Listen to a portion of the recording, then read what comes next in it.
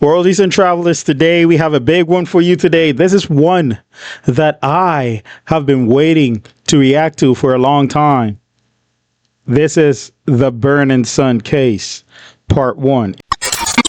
What's up, beautiful people? Welcome back to Around the World with Steven. Welcome if you're new, and if you're returning, I appreciate you. If you have followed me for a while, this is one that I have been yearning and waiting to react to. Like, I have simply just waited in, and I'm super excited for this. I've heard a lot about this case, and I can't wait. So like, share, subscribe. Discord is in the description. We are going to start reacting on Discord, where everybody's going to react. I'm going to react with everybody. We're going to interact. So yeah, join us there, and love you all so much. It's ATW Vibe Zone. Link is in the description. Now let's get to the Burning Sun case. Bada bing, bada boo. In 2016, in South Korea, a woman walks into the police station to report that her ex-boyfriend had taken explicit photos of her without her consent. She wants to file a formal police report. The ex-boyfriend then gets called into the police station, where he says he's more than willing to do anything that he possibly can to show that he is innocent of what he is being accused of. But the problem is, it's broken. The police are like, what do you mean it's broken? His phone was conveniently broken. But the police, they're thinking, we can't just tuck away the case and call it a good day. We're going to have the man send his phone in to a data forensics company, the same one that recovered all the data from this Haewol Ferry victims' phones, and have an IT specialist look at it to see if they can recover any data. So an IT specialist takes it in, and for his privacy, we will refer to him as Park. Park gets assigned this man's phone, and he's trying to work on recovering any and all the data from the device, and he's really good at his job. He recovers almost everything. Over 200,000 text messages. Whoa! Group chats. 200,000 text messages? Yeah. 200. That was my exact reaction. 200,000 text messages? Was he using the phone since middle school or something? That's the only way it's going to make sense. 200,000? I don't even text that much. There's not enough people in the world that are like that. I'll text that much. 100,000 individual text messages. Damn. Okay. Videos, photos, anything that could be recovered, he's recovered it. But suddenly, the police call the IT guy and tells him, we don't need your services anymore. Huh? You can just stop what you're doing and give the phone back to the man who brought it to you. They What? explain very briefly, the girlfriend has since dropped the criminal case. She's retracted her statements and said that she lashed out at her ex out of anger and that there were no photos. So the investigation is over. Too late. No. I can see a world where couples fight, and like toxic couples will call the police on the other couple, right? Now you call the police, it gets to a point where your boyfriend or whatever's phone is already being looked into. I guess it's too late. They have to clear it to see if there's nothing incriminating in it before they return it. That's what I feel. Yeah, so I think the police should ask if everything is clear on the phone. If there's no incriminating stuff, then return it. It's too late at this point. Wait, so did the police look at the text messages? No, they didn't look at anything. What? They're like, just turn it in. We don't even want to look at it. We don't even want to bother ourselves with this. But for Bother? the tech employee, Park, it felt like the investigation was just getting started. While he had been retrieving all the lost data from the man's phone, he couldn't help but peek. Could you really call it peeking? He has to verify that the data is being recovered, and how can you do that without even glancing at said data? And what he saw were images of women unconscious, naked, videos of unconscious women being essayed, women being drugged and abused. In group chats, there were prices under these women, the cost of how much it would be to essay them yourself. menus, literal catalogs of women for sale, messages that depicted people discussing the quote sale of these women. They would read like, number one doesn't talk that much and kind of loves money. She also has aspects where she doesn't have much charisma in drinking scenes, but her visuals are great. Number three, good visuals. She's bright. She's fun while drinking. But the negative aspect is she gets a little messy when she's drunk. But still, a lot of charisma. The receiving end texts back. Then let's go with number 5 along with number 3. Girls were just being sold to the highest bidder. Messages showed people sharing videos of unconscious women dragged, and essayed. The receiving parties of these messages, they reacted to the videos as if they were watching a funny TikTok, something entertaining, not a literal crime. They would text things like, I fed her sleeping pills and assaulted her in the back, then in the front, then in the back again, and then I finished. People were responding, ha ha ha ha ha. Redacted, insert person's name, ate him. Some other people commented, the mouth on her is great. Another chat log showed a picture of a sleeping woman, and the friends responded, who is it? Her body is so freaking good. Another chat included a video of an unconscious woman being essayed with the text, who wants to watch explicit videos tonight? Huh? The friends responded, what's this? Is she unconscious? The sender responds, and if she is, send a video with an alive girl. It's because she's unconscious I can take these high-quality videos with Flash. Someone else in the group chat responds, Bruh. This is got to be a joke. Case over. Arrest that son of you know what? Arrest that piece. It's over. It's bro. You didn't want the case. Man, screw this drink. You did not want the case. You didn't want to look into it. But this is what has been found. Everything that led up to the phone getting arrested is not important anymore. The girlfriend doesn't want to press charges anymore. Now, this is a new case. This is something new that has been uncovered. You guys have to dig into this.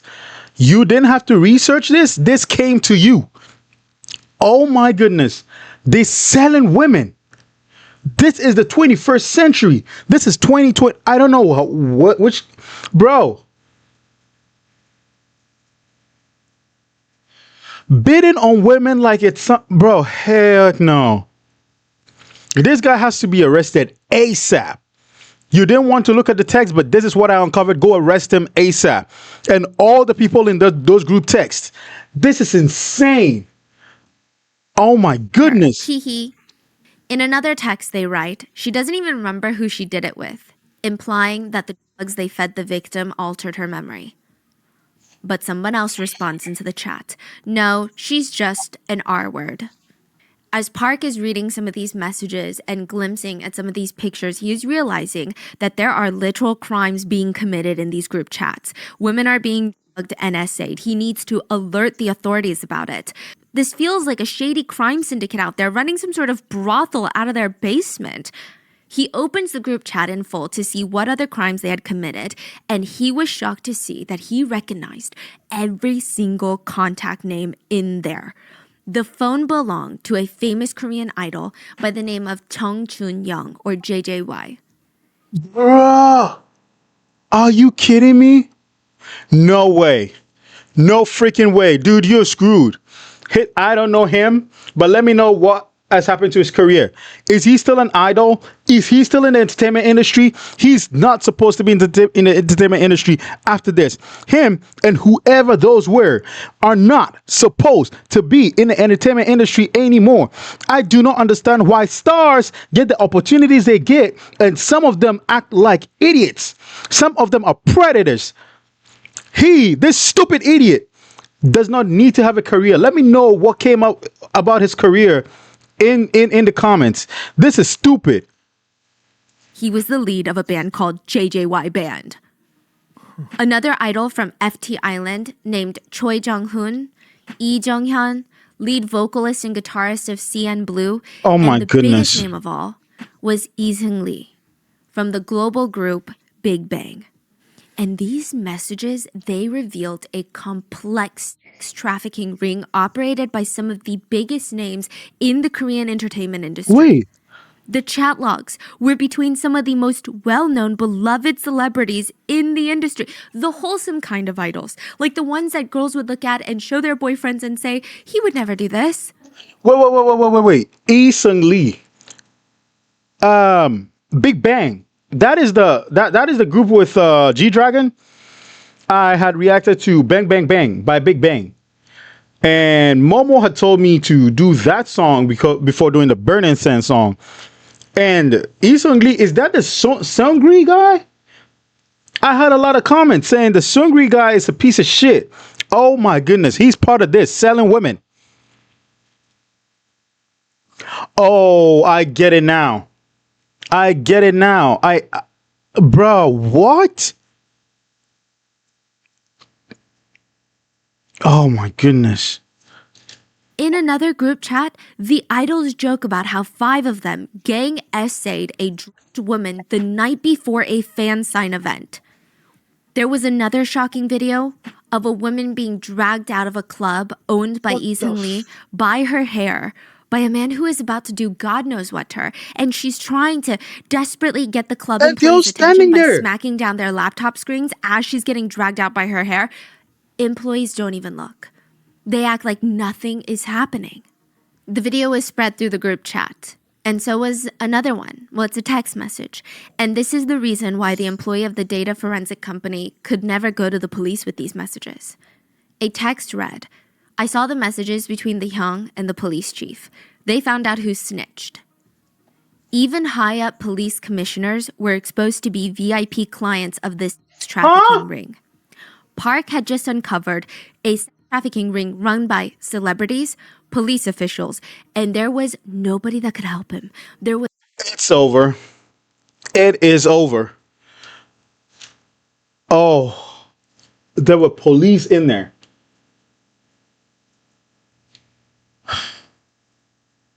Oh my gosh.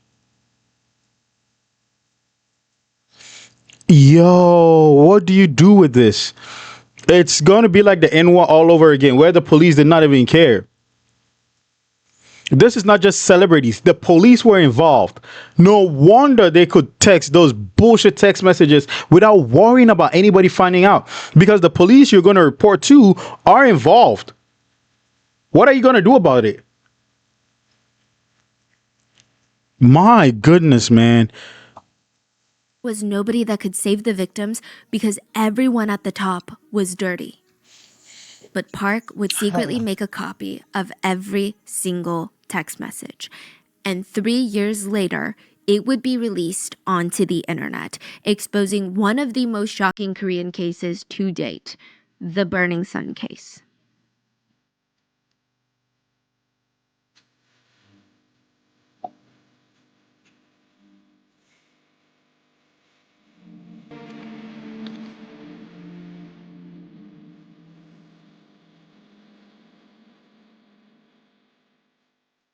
We would like to thank today's sponsors who have made it possible for Rotten Mango to support the Joyful Heart Foundation, whose mission is to transform society's response to sexual assault, domestic violence, child abuse, and they really aim to support survivors through their healing and reclaiming of their lives through things like education, advocacy, and policy change.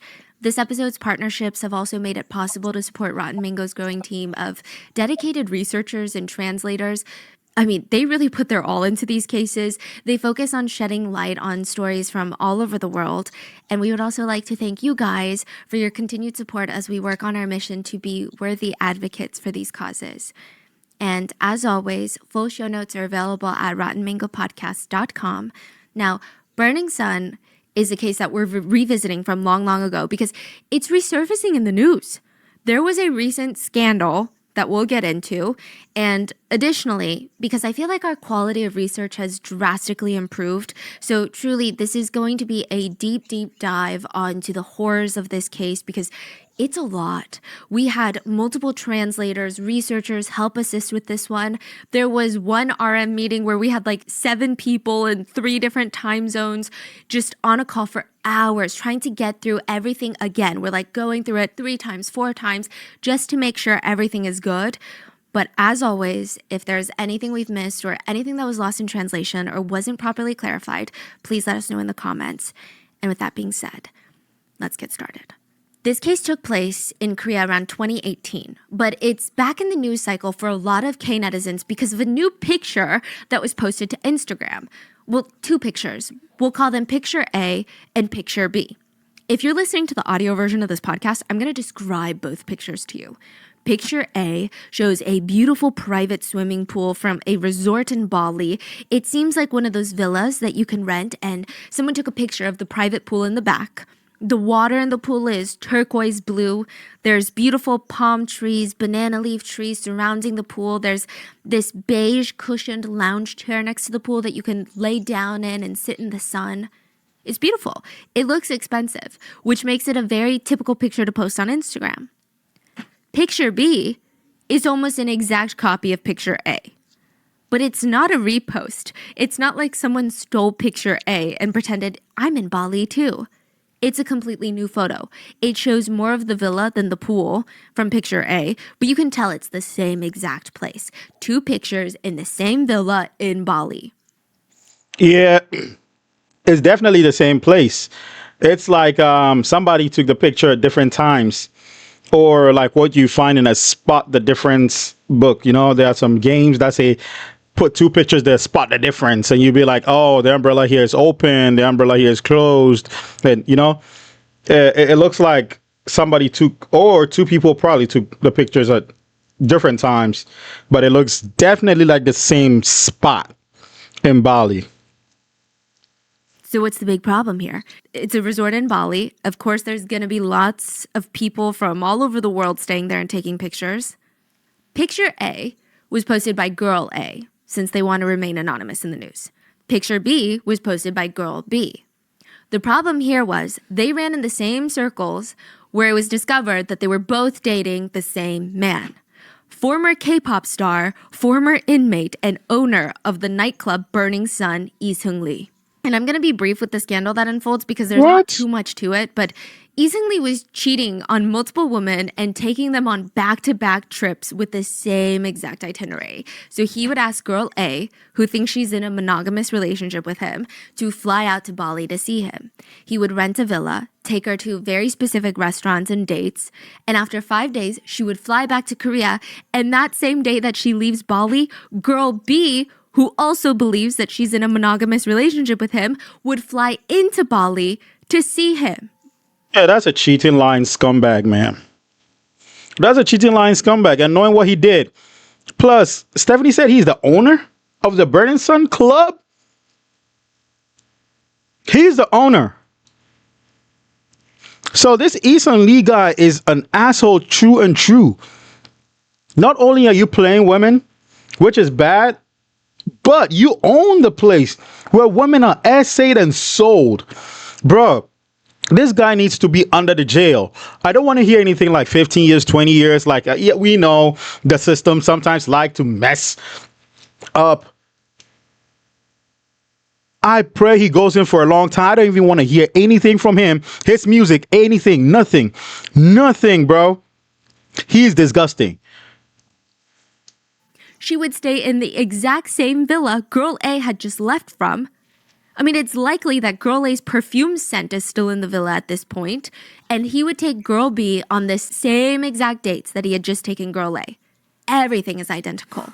He had planned the exact same trip for both girls, took them to the same restaurants, the same beaches, the same hotels, the same cafes. He didn't even wait 48 hours before both trips. It was back to back. Girl A flies into Bali. Girl A flies out of Bali. Girl B flies into Bali. Girl B flies out of Bali. And all of this was quote unquote exposed when both girls discovered that they had posted the exact same picture of the villa and they started texting each other about their Bali trips. The story was sold to Dispatch, and some netizens commented on the scandal. I hope the girls don't think that it's just girl A through B. Seungri probably has women A through Z. I thought he was in jail. That's what a lot of people were also saying. Like, what's going on? Why are we writing these random cheating articles about a literal criminal? What's so is happening? He in jail or no? He's free. He's free? What? He's was out he of in jail. He was in jail he's already out. He was only in there for 1.5 years. And now he's Wait, back to 1.5 years for what? I hope it's not for the Burning Sun scandal like this. I hope the 1.5 years was for something else, and he's going to be retried for this mess right here. The cheating thing is horrible, but right now that is even little compared to what I heard. Selling women and stuff like that. So sorry to those women. It's unfortunate, but the pressing case right now is selling other women. It's is drugging them. And man, is that what he was in 1.5 years for? No, I refuse to believe that. dating Yes. people Yes. already. Back to, being involved with women. Wow. A lot of the comments have the same reaction as you. I mean, they were just shocked. They were shocked that he was in the news. They were shocked that he was out of prison. They were shocked that girls would even go out with him, that they would travel all the way to Bali to be with him in the first place when his club, Burning Sun, was exposed for basically having a trafficking ring operating during club hours. Wait, so the 1.5 years was for the Burning Sun thing?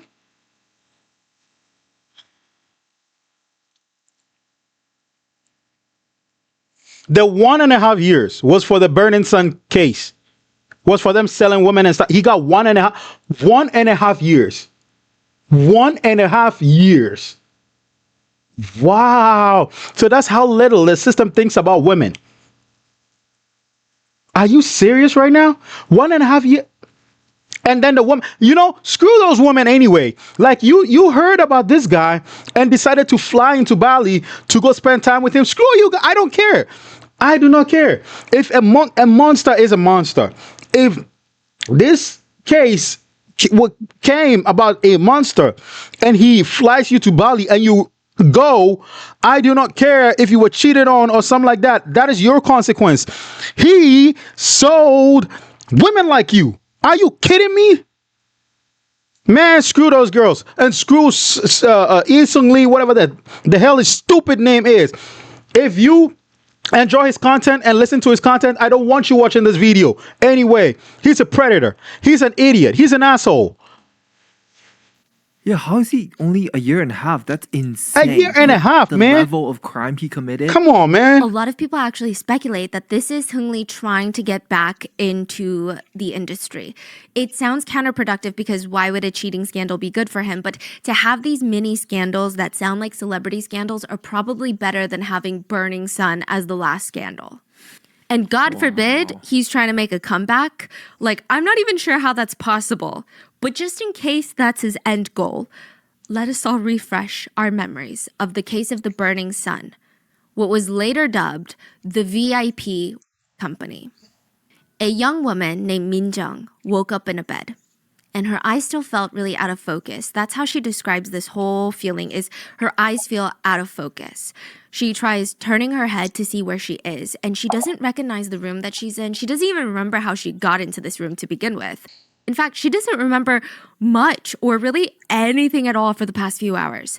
She keeps blinking and trying to reach for any memory of even the last hour. There's literally nothing in there. And then a man walks into the room. She remembers him. But before she can act, he's on the bed, holding her down, strangling her. She's kicking, biting him, trying to push him off of her, but he's way too strong. He's simultaneously strangling her with one hand and using the other hand to cover her mouth.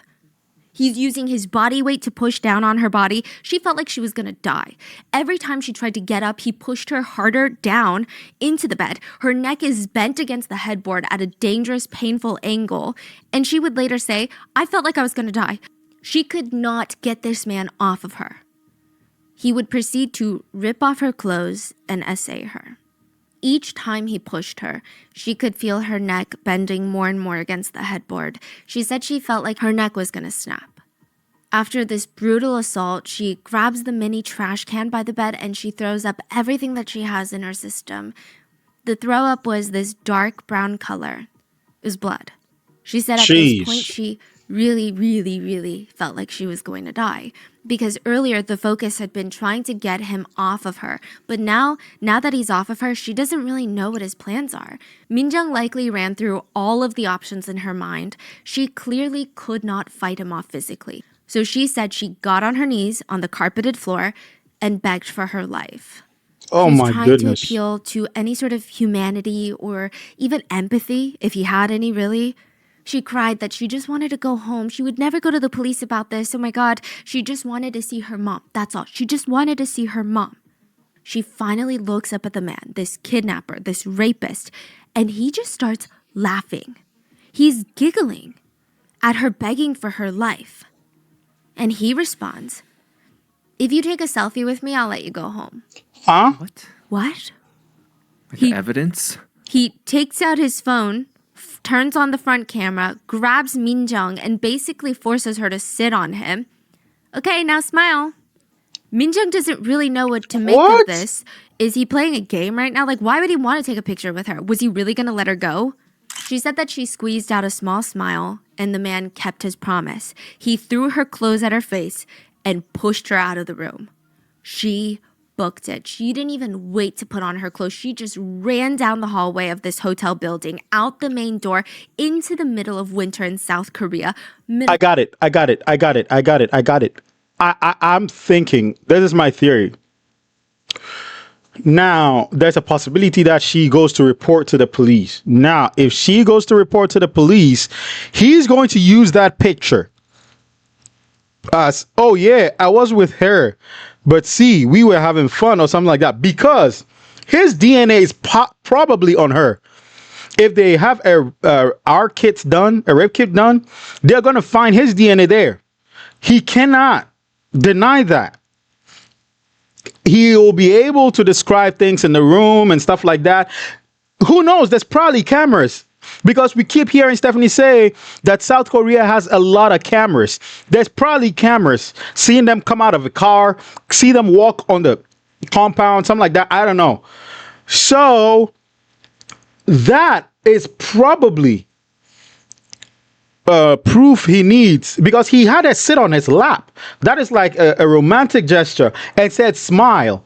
And he's going to let other people testify that, oh, these were a good couple. They were probably laughing. They were probably holding each other. They were probably kissing, you know? So it's going to be like, what do you mean I R-worded you? Like, look at you. Like, you looked fun and stuff like that, you know?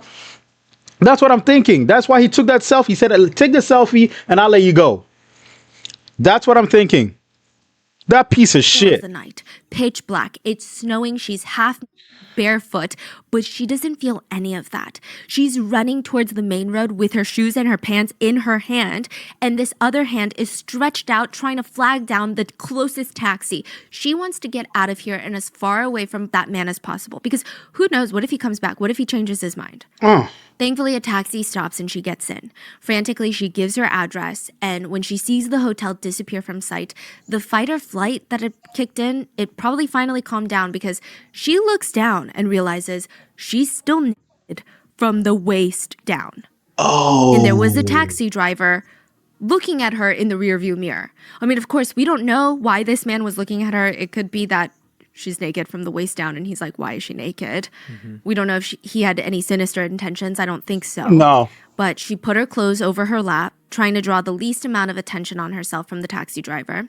She tries to take inventory of everything she has. She notices she doesn't have her phone, credit card, or her winter jacket. I mean, it's bad, but what's worse is that she's missing hours in her memory. She has no idea how she got to that hotel with the man that she was there with. After getting home, Minjung gathers herself as best as she can and goes to the police station. She reports the physical and sexual abuse and shows them all of the cuts and bruises on her body. I knew it. I knew she was going to go to the police station, and the predator over there knew it too. She wasn't going to stay silent. The predator knew it. So that was like a surety. Oh my goodness, man. I hope to God the police don't believe that. But I mean, come on. Can you even trust the police at that time, at this point? Can you even trust them at this point? Because, man, he thought through it. He thought through it. Missing chunks of her memory, probably drugs. probably drugged the lady. And the definitely the taxi driver wasn't looking because she was naked waist. Well, seeing somebody run frantically, naked waist down and stuff like that, of course you're gonna look at them like to, you know, not in a sinister way, right? It's not like, oh, that's a naked. No, it's like, what's wrong with this girl? Is she okay? You know. But damn, this is a mess. She said she wanted a drug test. She knew that she had been. I mean, this had never happened before. Her memory had always been fine, but now she conveniently has a gap in her memory and ends up at a hotel with a man that viciously essayed her. No, she was. This isn't right.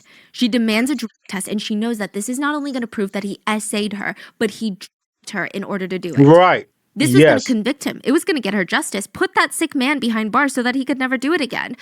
Assaulting women, making them beg for their lives before throwing them out onto the street. I mean, it was despicable. She's going to make sure that he gets put away for a long time. The drug test comes back.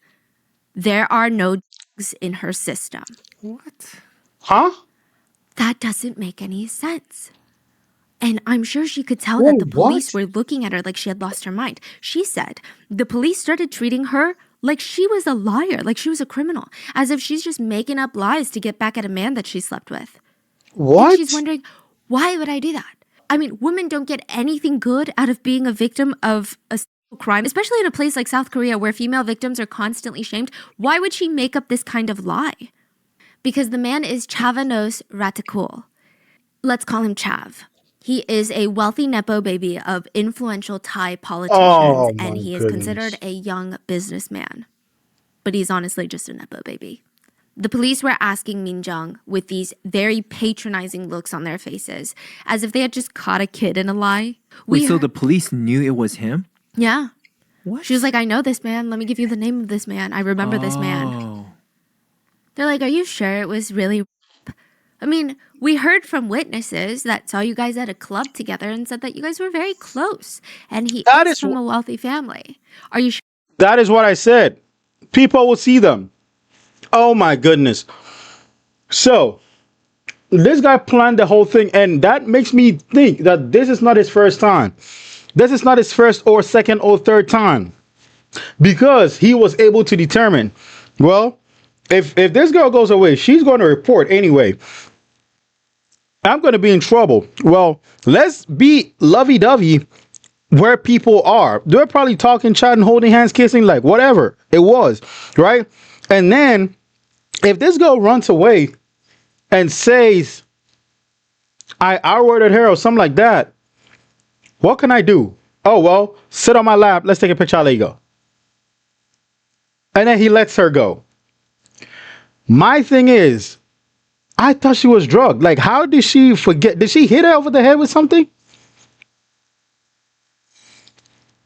That is crazy.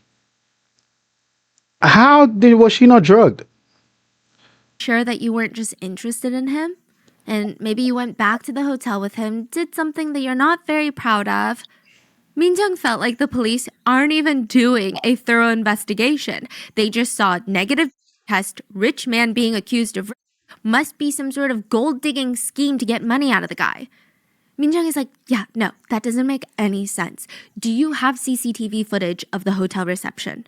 Because in the hotel lobby, I can assure you, I did not walk in there willingly.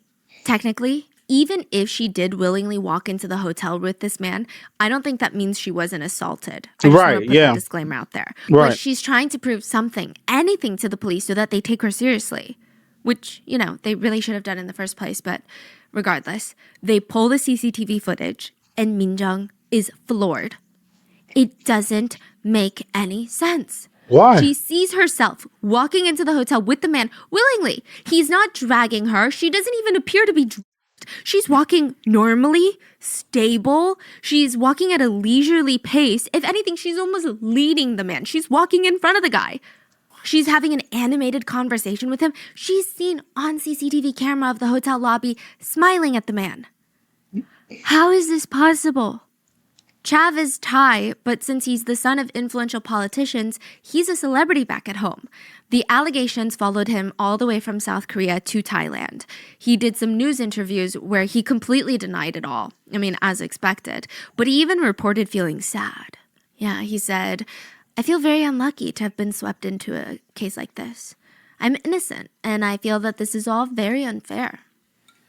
And as a way of proving his innocence, the news channels played the CCTV footage of the two of them walking into the hotel. He said, when I was going into the hotel, she followed me. She was 100% conscious. The CCTV shows it all. I didn't use any force or put her over my shoulder or carry her in. บอกว่ามันไม่ได้มีคดีว่าเราไม่ได้บริสุทธิ์นะแล้วก็เขาก็เตือนว่าคุณเนี่ยต้องระวังเรื่องนี้เขาก็หวังดี Minjung felt like she was going crazy. She was being framed as this liar, accuser, manipulator, gold digger. I mean, they used a lot of eloquent words in the media news outlets, but they basically said she found out that he was rich, seduced him, took a picture with him because she was having fun, and now she's turned around and cried rape because she wants his money.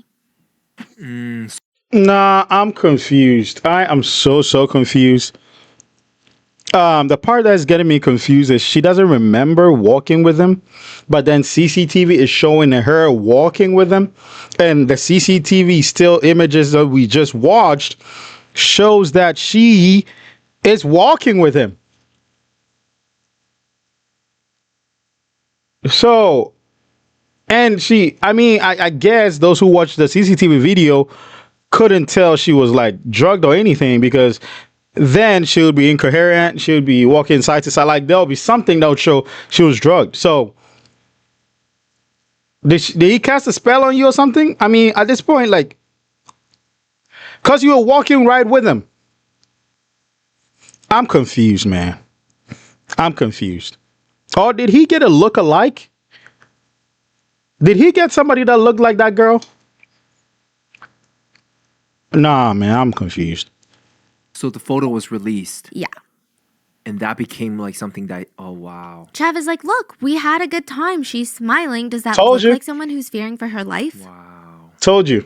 Minjung Told knew you. that she would never in a million years lie about something like this. And you know what? There was something odd about the CCTV footage. Sure, at first it seems like she's happy to be there, but she has zero memory of it. And second of all, it's -8 degrees outside in South Korea. Where is her jacket? She remembers wearing a puffer jacket that night, but she's not wearing it in the hotel footage. So what is she wearing? Like thin, light sweater. Okay, like what you're wearing. like Yes. that sweater. Okay. It's just very strange. She's an adult. No one just leaves their jacket at even if you feel hot, you carry your jacket. Yeah. Where is her jacket? It just isn't something that she would do. So she keeps trying to piece together the events of that night, and it feels like there are just holes in her memory, as if someone had taken a scalpel and carved out a section of her memory, clean precision. She does remember, though, hours, long before the hotel, she was getting dressed up to go with her friends to the Burning Sun Club. None of them were really club goers like that, but they just wanted to see what the hype was about, and it really did live up to its reputation. They walk in and the club is packed. Everybody's letting loose, enjoying themselves. It wasn't one of those like stuffy, stuck up environments where everybody is eyeing each other up and down. The music is good. I mean, it's loud, but it's very good. Everybody's dancing. It's a nice break from the work and the school. She remembered it was fun. She remembered her friends had all purchased a table. They sat down and she offers, hey, I'm going to go to the bar and get us all some drinks. At the bar, she felt this gentle tap on her shoulder. Turns around, and it's a man. Now, to give you further context, the Burning Sun is kind of known to be a Wattpad club. Yeah, kind of, right? In the sense that there were some anecdotal reports that women would go to the Burning Sun, run into wealthy, young, attractive foreign businessmen, and start dating them. Which is just like an innocent, cute Wattpad dream. It kind of implied that most men at the Burning Sun are well-connected, high-powered, high-net-worth individuals that are also kind of attractive. So it's likely Minjung was like, oh my god, this is kind of funny. It's like my own little Wattpad moment, right? The man is tall, handsome, but more importantly, he was a gentleman. He kept a respectful distance, kept his eyes on her face, not her body, didn't even try to touch her waist, touch her arm while he laughs, none of that. No physical contact. He's kind, talkative, respectful. In this loud, busy club with people actually dancing on each other, this tall, handsome guy is asking her about her pets and hobbies. He's very nice. She even joined him in his VIP room later to talk about all these mundane things, and it was kind of cute and wholesome. Minjung's having fun, but at the end of the day, she is still a girl at a club, and that is something that you never really forget. So when he offers her champagne and whiskey, she's like, oh, I don't really drink champagne, but I'll take some whiskey. She takes 3 shots of whiskey that night. I'm not a big drinker, so to me, I have no idea how much that is, but apparently it's not much at all, especially if you know your limits, which Minjung did. She knew that 3 shots of whiskey would not even make her tipsy. Maybe on an empty stomach, but she ate dinner before she came. I mean, it was nothing. And she didn't even take the shots back to back. She's not slamming it down. She's careful. She spaces them out, drinking water in between. She even told the guy straight up, hey, I'm not really fond of being drunk, so I'm just going to take it easy tonight. He was so nice about it. He kept pouring her glasses of water and sliding it in front of her. Here, drink the water since you don't want to get drunk. It helps. She thanked him, and they continued on with their conversation until she felt this out-of-body, almost a floating sensation. Mid-conversation, her eyes go fuzzy. She was trying to be polite and focus on what this man is saying, but it's like her eyes were out-of-focus camera lenses. She tries wiping her eyes discreetly, blinking, but even her brain starts to feel fuzzy. It feels like she had been drinking heavily all night long, but that doesn't make any sense because she had been so careful not to get drunk. She had even been taking just glasses of water in between her shots of whiskey. Now, it's either 2 things right there. It's either the whiskey was tempered with, but if the whiskey was open in front of her and she saw it was new whiskey, then the water was tempered with. How do I know this? The recent case of Pedidi, right? We had people that went out like talking about their experiences there and said, oh yeah, they'll bring out the drinks and you're happy and they're opening the drinks in front of you and you realize it's new drinks and they bring you soft drinks and water to dilute it with if you want to dilute it with. But you think opening a new drink means it's clean, right? No, the thing was in the water and in the soft drinks they're bringing to you. So this could have been the case. If she saw them opening the whiskey, then the thing was probably not in the whiskey, but in the water he was passing to her. Because you don't want to be drunk, right? All right. No problem. Drink as little as you want to, but take this water and drink it in between so you don't get drunk. That is what I'm thinking. So it was either in the whiskey or in the water he was sliding to her. That's sneaky. And that's the burning sun thing, man. How does someone get 1.5 years for that shit? How? She tries to rub her eyes again, but she said that her hands were not coming up to her face now. She tries to move, even just one finger. Nothing's moving. It was kind of like sleep paralysis where you can't even move, though you try really, really hard. And even with something like sleep paralysis, there's this strong level of panic associated with that feeling of not having control over your body. But imagine that experience at a club with a bunch of strangers. I'm sure it's a different level of confusion, stress, anxiety, panic. Her body was no longer responding to her brain. The man that she had been talking to, still going on and on about how he had a flight scheduled tomorrow to go back to Thailand, and he's just fading into this big blur, and she heard his voice through it all, and it felt like she was listening from a completely different dimension. It sounded very distorted. She heard him say, so you have to make me happy today. And that's it. She doesn't remember anything else after that. Just waking up in that bed to be assaulted. She knew she wasn't going crazy, even though everyone, including the police, are trying to convince her that she's going crazy. She's thinking, I must have been f***ed. And she had a sneaking suspicion that something was in the water at Burning Sun. And water is a big business at Burning Sun. The employees of Burning Sun are incentivized to bring VIPs water, to procure good water What? and protect the VIPs' water and deliver good water to the VIP tables and rooms. I knew it. This is BS, man. I knew it. Because think about it, if they had done something to the whiskey and the lady was like, nah, I'm not going to take too much whiskey, he was going to push the whiskey on her. He was going to be adamant that, oh yeah, try another shot and another shot. He was cool with the whiskey because it was not in the whiskey. It was in the water. So water was a big business there. That is crazy. Oh my goodness, man. Wow. So don't even worry about the drinks. The water they're bringing to you and the VIP guests and whatever she's talking about right now is what the thing was in. So what I'm even thinking about is they put something in it that is not detectable by like drug test or something like that. That is why she tested it and it didn't come out. Damn, this is meticulous, man. This is wicked. The employees were capable of doing that. Some of them would make close to $8,000 in a single night from tips from VIPs. Wow. All from the big shot foreign VIP clients that are really, really happy about water. The employees of the club would work together as a team to make sure VIP customers got their water. They would even have group chats in real time while they're working about how things were going, how the VIPs were looking for water, how they are enjoying their water, who needs more water. They would text things like, the VIP in the room is looking for good water tonight. Okay, I'm looking for good water.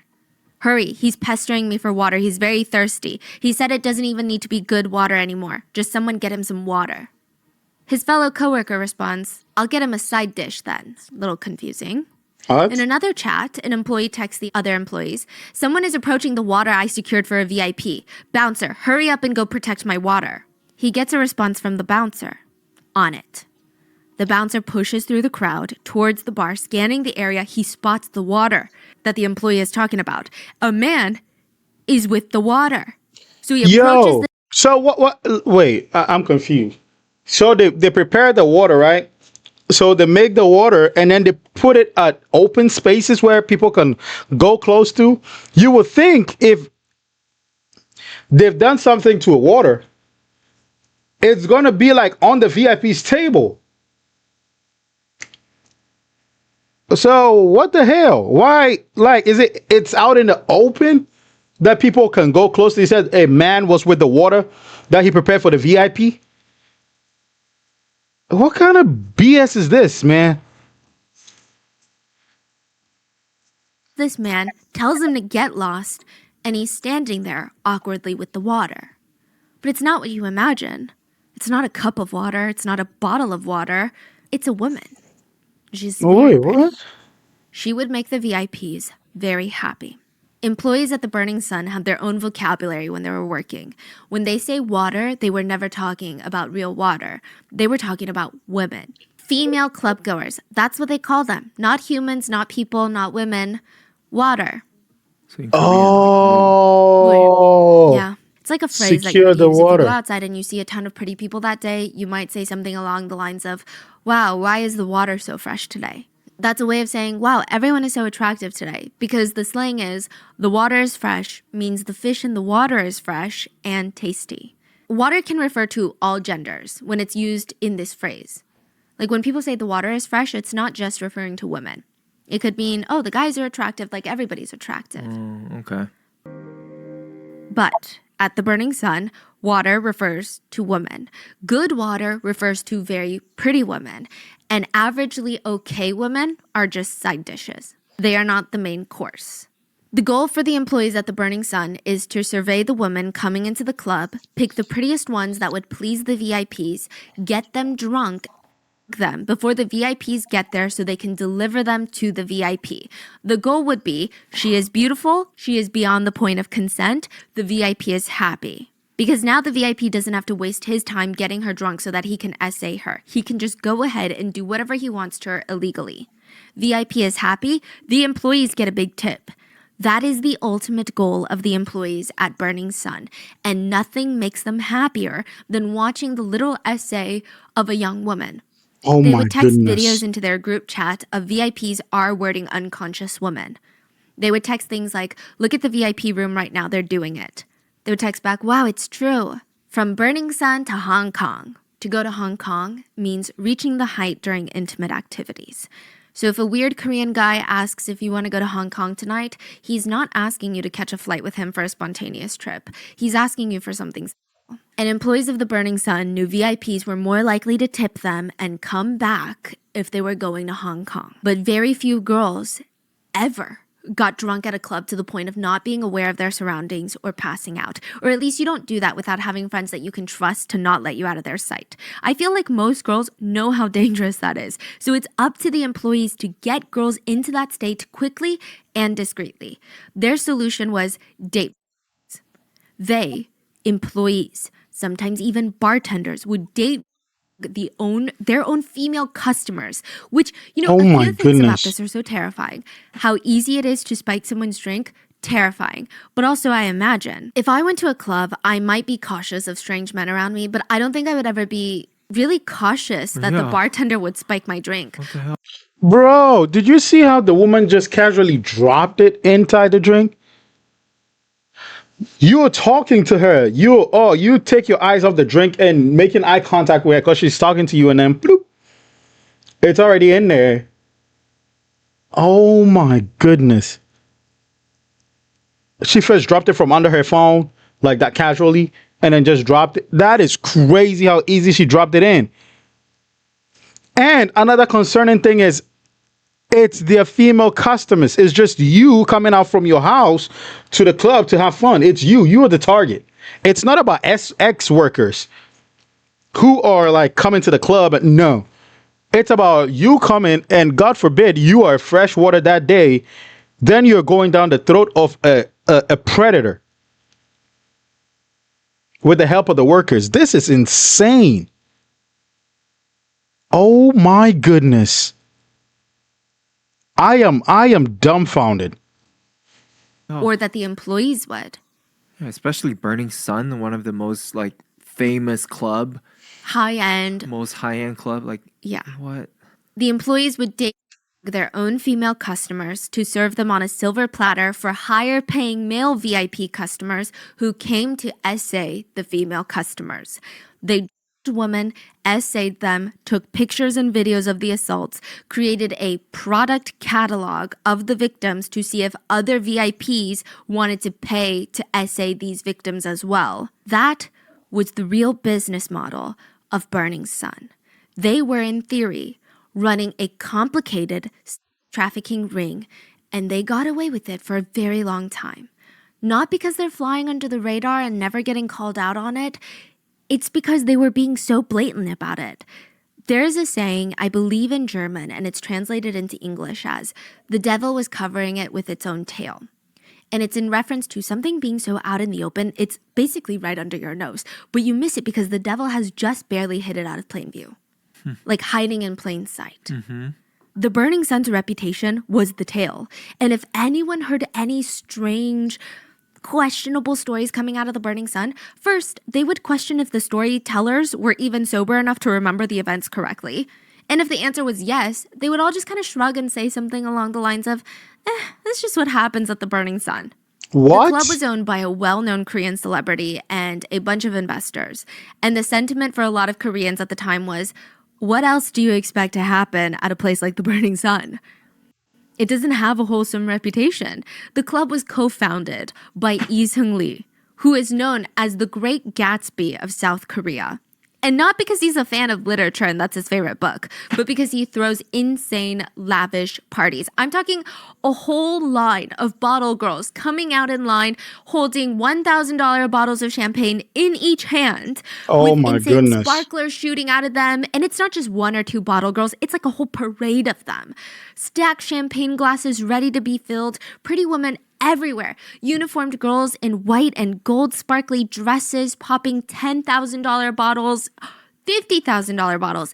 It was crazy. This is the same guy Seungri, where for his own birthday, he had booked out a full luxury resort in the Philippines so that nobody else could stay there, flew 150 of his closest celebrity, nepo baby, politician children friends from all over East Asia, not just South Korea, but China, Taiwan, Malaysia, Singapore, Japan, everywhere, to the resort, flew them out in the Philippines to party for 4 days and 3 nights straight.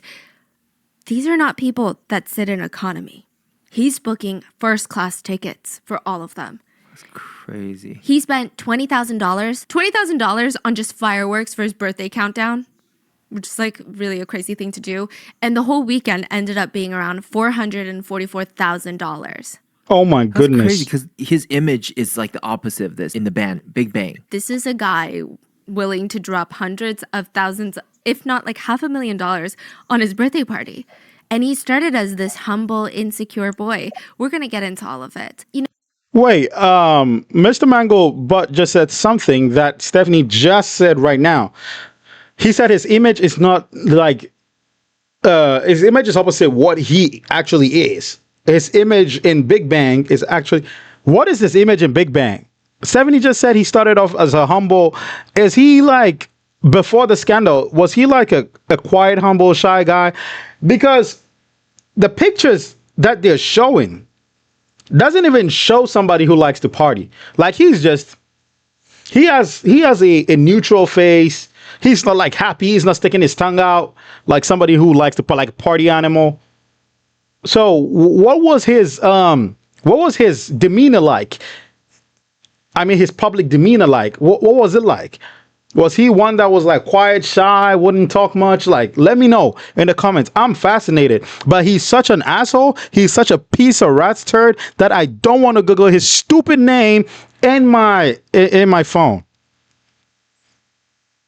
So please let me know about him before the case and after the case. How did you see him before the case? How did you see him after the case? this became the appeal of Burning Sun. The general population of Korea had started to hear about Seungri's parties, started to hear about the new Great Gatsby of South Korea, and they wanted to go to one of Gatsby's insane parties. But back before Seungri opened Burning Sun, there's no way. How do you get on a celebrity's guest list? But now with Burning Sun, the club, they can experience it firsthand. So yeah, chaos is expected. People would say, did you hear about that underage girl? What? The underage girl that stole her mom's credit card and spent it all at Burning Sun. Apparently, mom found out, rushed to Burning Sun. The bouncers called the cops on the mom. Mom gets handcuffed, dragged away. But the crazy thing is, there's speculations that it wasn't just a girl with a fake ID who wanted to party, that maybe Burning Sun was trying to target underage girls to come to the club. What? I don't know how true that is. That's just what happens at the Burning Sun. These are the reactions people would give. There was another report of a couple that went to the Burning Sun, and the girlfriend had, she felt comfortable. She was going to this wild, crazy club, but she was going with her boyfriend. So if anybody approached her, she would just say, oh, I have a boyfriend, and he's right there. Or if she was scared, she could just ask the boyfriend, hey, can you just take me home? I don't really feel safe. That night at the Burning Sun, her own boyfriend dragged her with date drugs at the club, then assaulted her at a hotel and filmed it without her consent. Stop playing with me. That's true, or?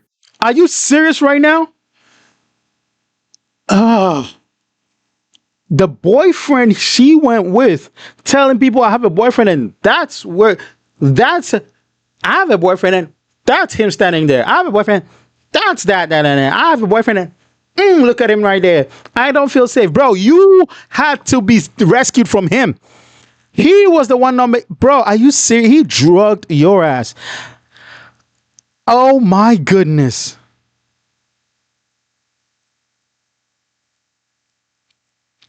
So you think you have a boyfriend now? Holy smokes. True. She filed a police report against him. Wow. The boyfriend claimed, my girlfriend consented to it all. We're dating. Of course she consented. She wanted it. She said when you're on GHB, the date drug, it feels like you're in a trance. You just do whatever you're told to do, and you kind of hear things, but then you have no recollection of anything once you truly wake up and snap out of it. You feel like a zombie, that you can take orders, but you don't remember any of that. But it's just what happens at the Burning Sun, right? How can they control what kind of boyfriends come in with what kind of intentions? Then another story came out. A witness, Miss K, stated that she was with this guy that she had met at Burning Sun, and he's like, hey, do you want to come up to my hotel room upstairs? Because the Burning Sun is attached to a hotel. She accepted. She said that she was just going to go up there to have a drink with him. But as soon as he opens the door to the hotel room, she sees something very, very alarming. A woman is laying unconscious on the couch, and a man is shoving his face in her chest and climbing on top of her. He gets off immediately, like he had just been caught doing something. He's friends with the guy that she walked in with. So I guess they're sharing this room or something. And he just starts laughing, and he's like, oh, yeah, like, this is my girlfriend, and she's super drunk right now. But that's not what it felt like. The girl didn't just look super drunk. And something about the whole vibe, it didn't seem like his girlfriend either. She called the police, but they responded super nonchalantly about it, saying, well, technically, no crime really happened, did it?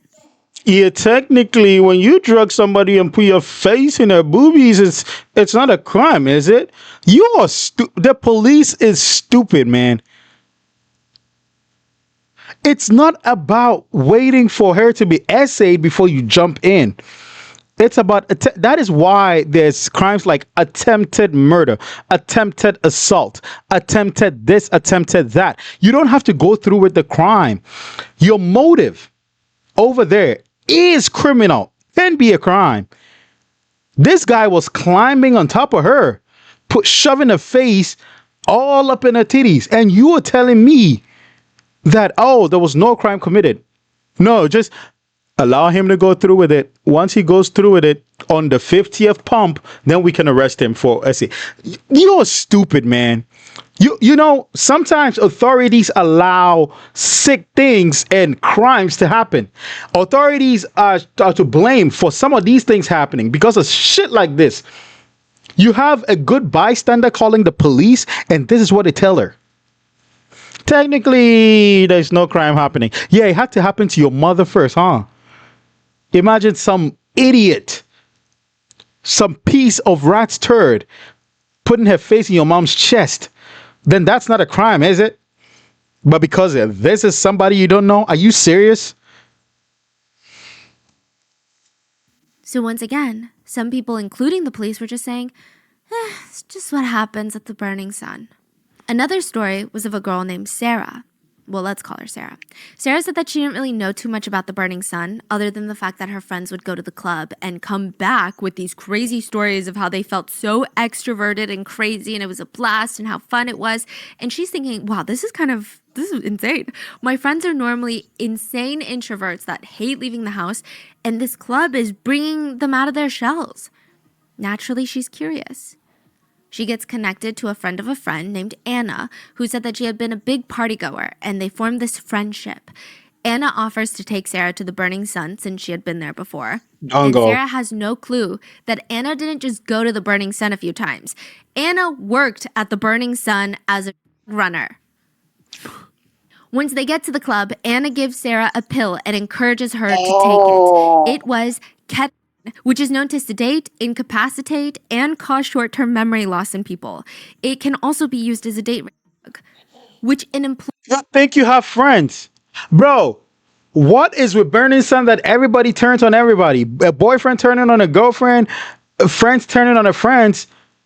Oh, you thought your friends were introvert, and when they went to the Burning Sun, they got out of their shells. Well, that friend is going to take you to the Burning Sun, and you're going to get out of your underwear because she's going to drug you. That is crazy. This is crazy to me. And the fact that at the end of the day, that piece of rat's turd had a year and a half is insane to me. After all this. Oh my goodness, man.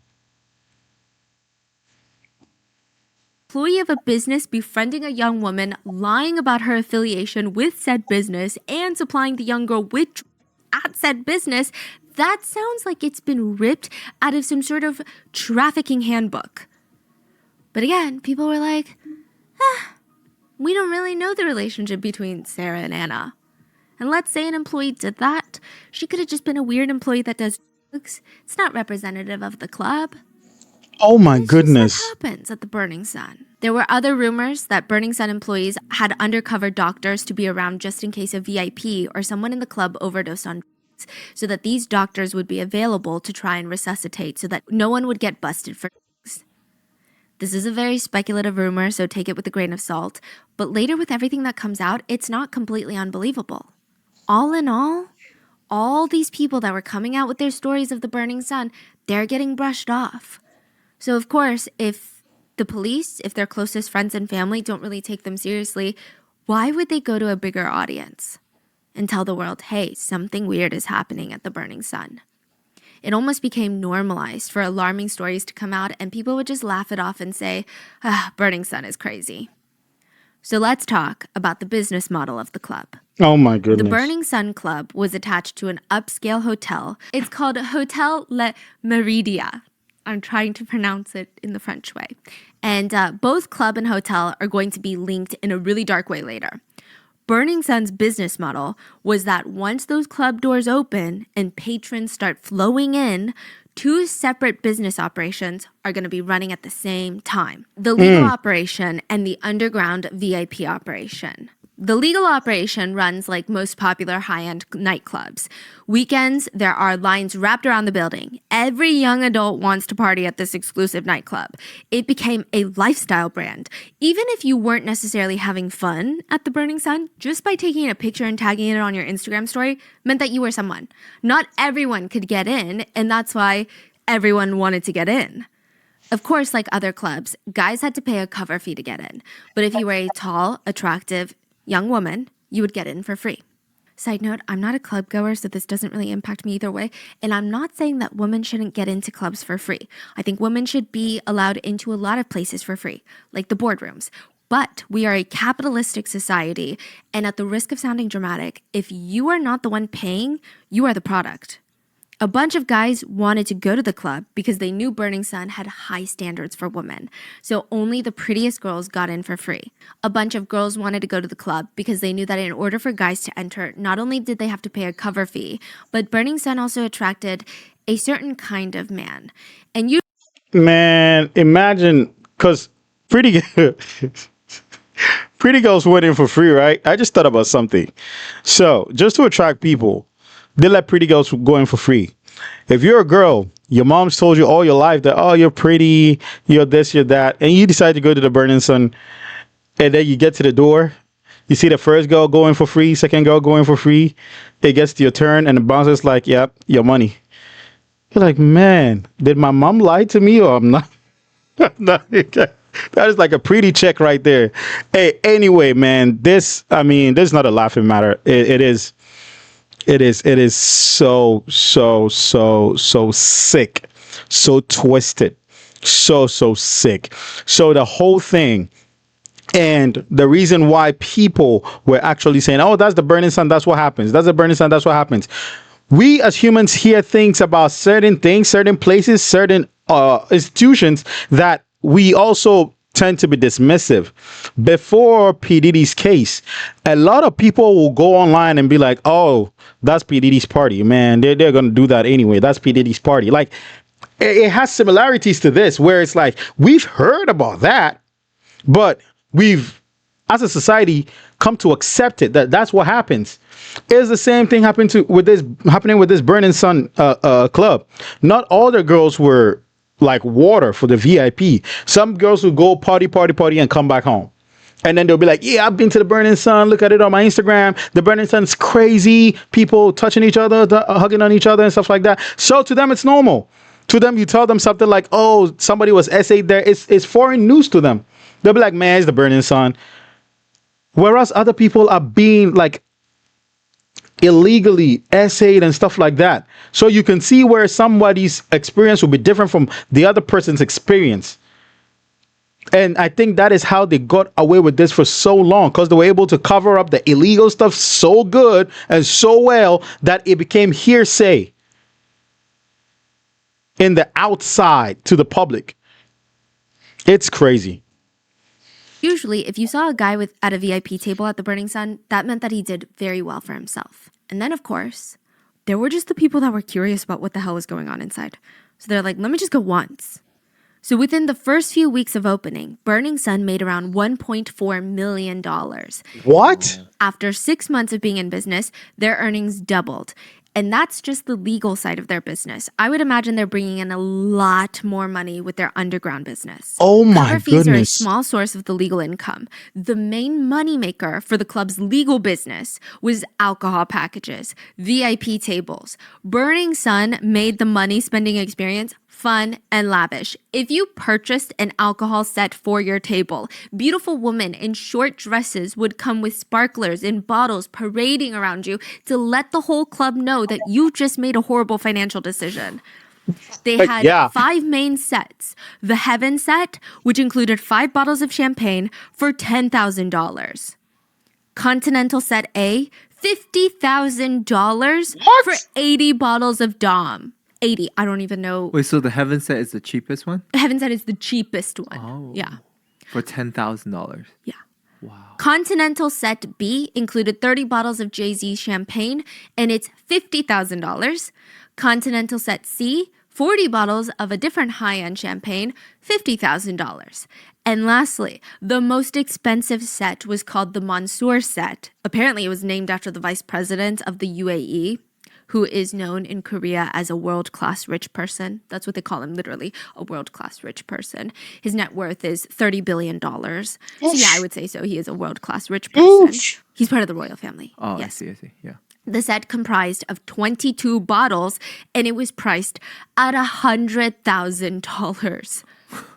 It's alleged that Seungri made up the Mansour set for fun, thinking nobody's going to spend $100,000.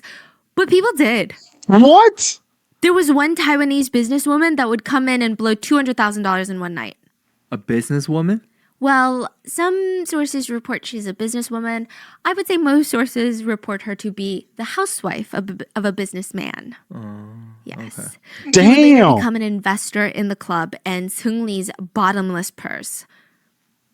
Side note about her, I don't know if she saw the future of the business, that's why she invested and spent so much time at the club, or if she just had a love for Big Bang. I kind of get the feeling that she's just obsessed with Big Bang. I She see. would bring her luxury designer bags to be signed by Big Bang members. Mm.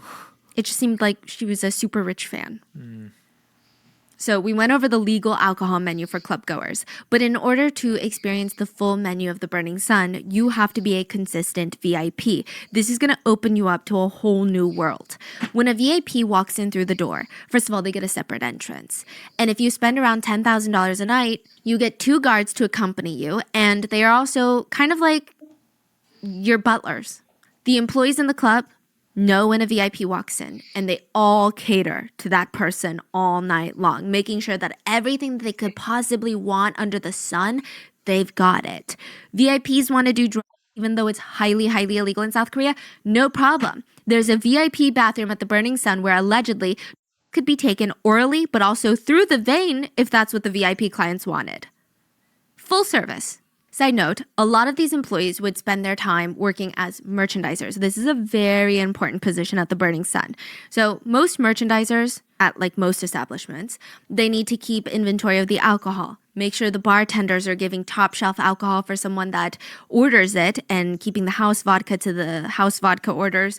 But there's another side of merchandisers working at the Burning Sun.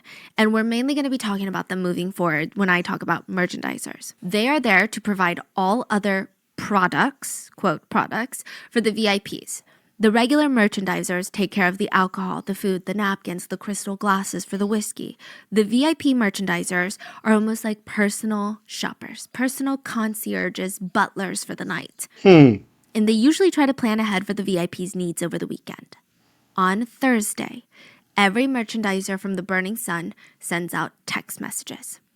The regular merchandisers will send out the weekend specials to the regular clients about imported champagne that they just received that's on special, or a new claw-footed bathtub filled with ice and champagne, or a new party theme with cover fee being slashed in half, or a new DJ that's going to be featuring this weekend. The VIP merchandisers will send out similar text. This week's specials are almost like a restaurant's weekly specials, catch of the day at supermarkets. But instead of promoting cover fees being discounted or alcohol sets being on special, they were sending pictures and videos of women. all unconscious women. They were naked and had just been essayed by other employees or VIPs. The merchandisers believed that these women, these victims, could be victimized again. So it's just a matter of which one the VIPs wanted. Oh my Under goodness. each picture or video of a girl was a price. To drug and essay the girl. They're selling essay. They're not even selling, they're selling rape. So they're gonna what? Lure the girls back in. Wow. So they get their numbers usually the weekend before when they're and lure them back in. And just like how the alcohol specials changed every week, the girls changed every week. The merchandisers would text the VIP, you can have this one, or how about this one? Or you can like this. A kind of playing like this. So they're referencing videos like, you can also do it like this. Or texts that read, I can make you a reservation guest. If you come, I can get you this girl. If there was more than one VIP client that wanted the same girl that weekend, they would open a bid. The clients would bid, auction, on the woman who had no idea that any of this was even happening.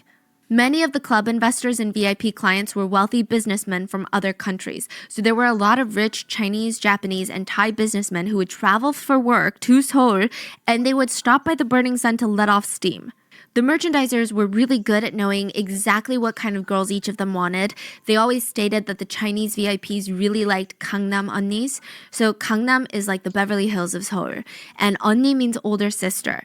It's a really nice way of saying they like faces with a lot of work done. So when they knew that a group of Chinese VIPs were coming in, they would send them the weekly specials filled with Gangnam Onnis. This is disgust. It's so unbelievable. Really?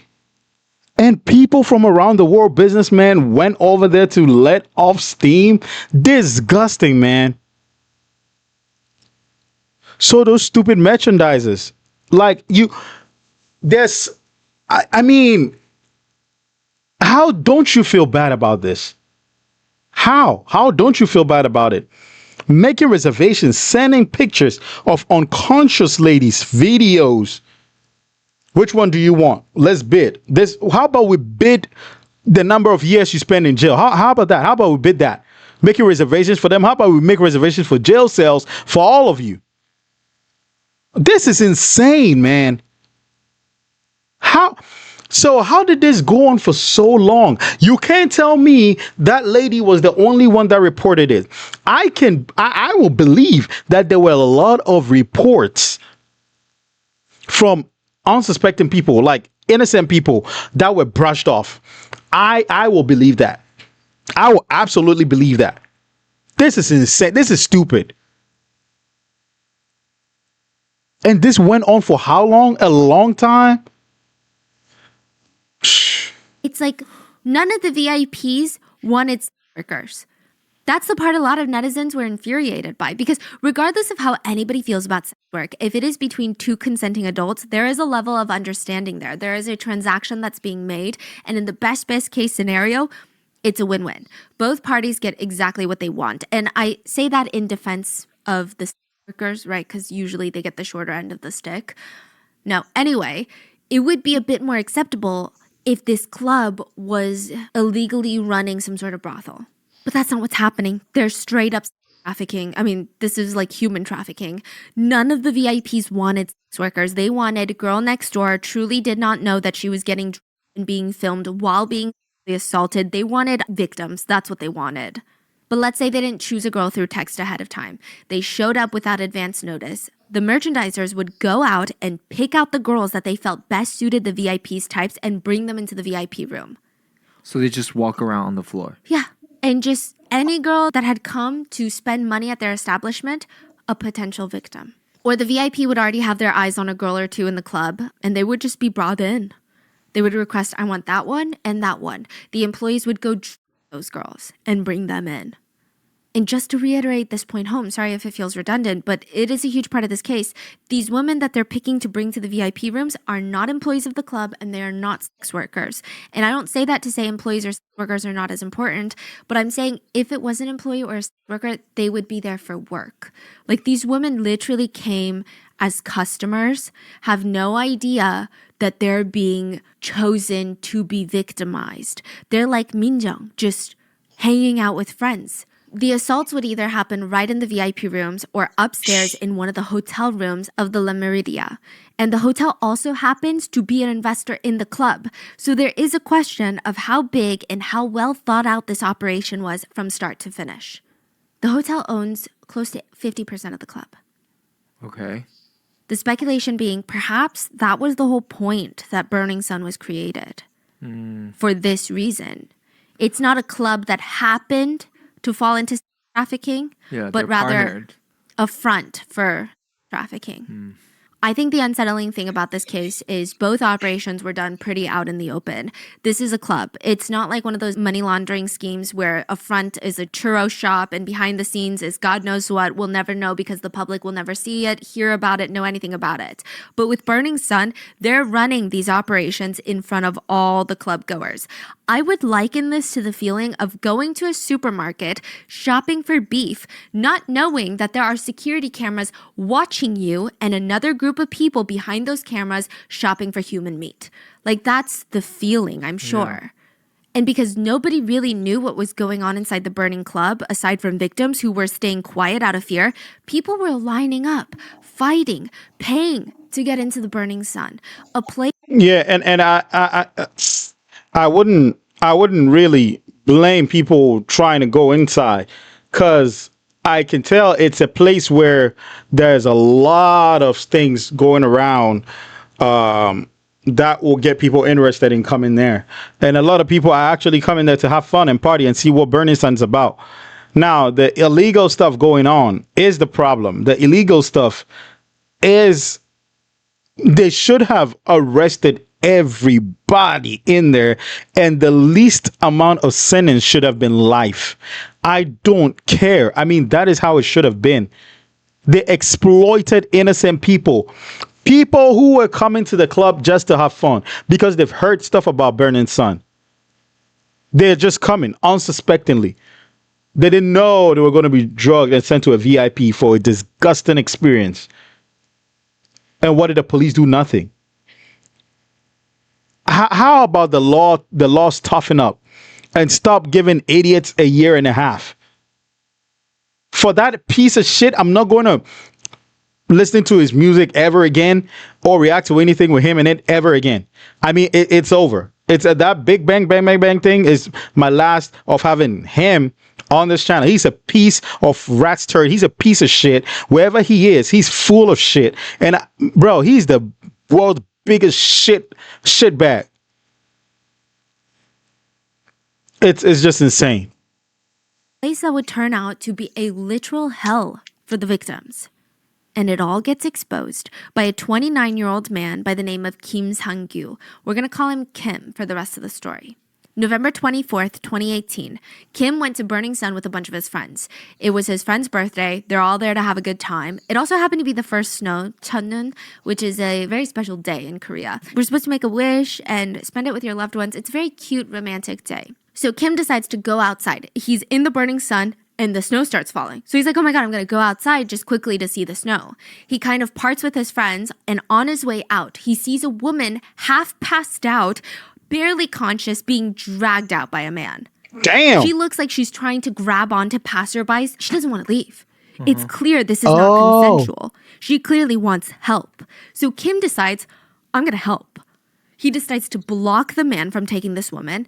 And this man happened to be a VIP client, and the employees of the Burning Sun did not take well to Kim standing in the VIP's way. Wow. So they're like blatantly. Oh, in front of people. Wow. Yeah. Damn. The employees also did not appreciate that Kim was now standing in their way of making a fat tip. So they drag Kim outside in front of Burning Sun CCTV cameras into the snowy road, and they start beating him. They start pummeling Kim. The club executive was one of the main perpetrators. He trips Kim with his foot, grabs Kim by the hair to hold his head in place, uses his other hand to punch him in the face repeatedly. It was getting to the point where even one of the bouncers was like, hey, let's chill out a little bit on this customer. Yo, are you serious? I wish it was me. I wish, man. Oh my goodness, man. I would have stopped the whole thing, saved the girl, and I will beat you guys till you turn to kimchi or some shit. Bro, I will You're tripping who? Yo, they didn't even deal with it lightly. They got offended that he tried to stop an essay, and they beat him to the point that the bouncer was like, chill out. Heck no, bro. Heck no. Bro, it would have been a bloodbath. I promise with everything in me. It would have been a bloodbath, man. What? And the fact that you have the nerve to touch me after me trying to save an essay person. Oh, you don't know. But this executive is not listening. Another bouncer jumps in to help hold Kim in place. You don't know. So it's easier for the club executive to hit him. At one point, the club executive even walks away from Kim, who's on the road just sitting there, because now he has 3 broken ribs. It's painful to even try and get up. This is not a light beating. The club executive walks over to his little bouncers, takes off his jacket, only to walk back over and continue beating Kim. Then when he's finally done, he just walks back into the club with the bouncers, leaving Kim on the ground. Kim is confused, scared, but also, rightfully, really pissed. He calls the police, who gets there 12 minutes later, and he's explaining to the police what happened. And he's pointing at the CCTV cameras like, hey, it's all on there. Everything that happened, you're going to see it on there, so go look at it.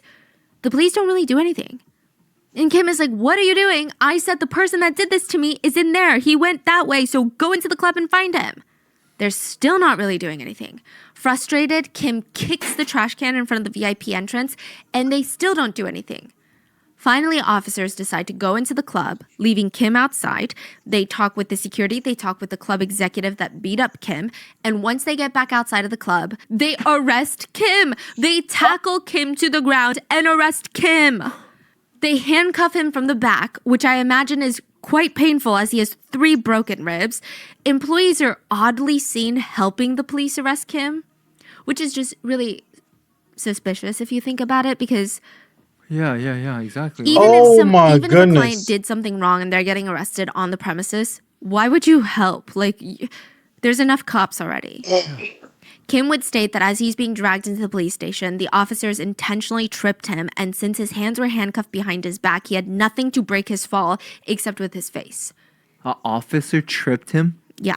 He had busted his face, had a severe nosebleed. He claimed the police also kicked him and hit him several times where he had already broken his ribs. He had several broken ribs and they still refused medical care. He was seen at the police station yelling, Seungri's club, you guys got money, they do hard and they do make money in there. 승리 클럽에 너네는 돈 받고 걔네는 마약하고 걔네 거기서 대마하고. January 28th, 2019, Kim starts going on interviews and making posts about what happened to him inside the Burning Sun. His main accusations were, the women are being at the club. Police are getting paid by the club to look the other way. He said, screams could sometimes be heard coming from the VIP rooms of girls begging for help. These are masked by club security, and then the paid-off police department nearby protects the club from legal liability. The police aren't here to protect the public. They're corrupt. Kim started a Blue House petition, and it received more than 200,000 signatures in just one day. The petition detailed specific and assault cases that allegedly happened within the Burning Sun Club, as well as their sketchy and corrupt relationship with the local city police. It gained so much attention, the president at the time promised to have his team look into it. But when the Blue House looked into it, the police just turned in random reports that Kim was committing assault in the club. What? They argued, look, Kim is the one that was essaying people in the club. He was caught, dragged outside by employees, and beaten. Should he have been beaten like that? No, but the employees just really hate scum of the earth essayers, you know? So we came out and we arrested the guy.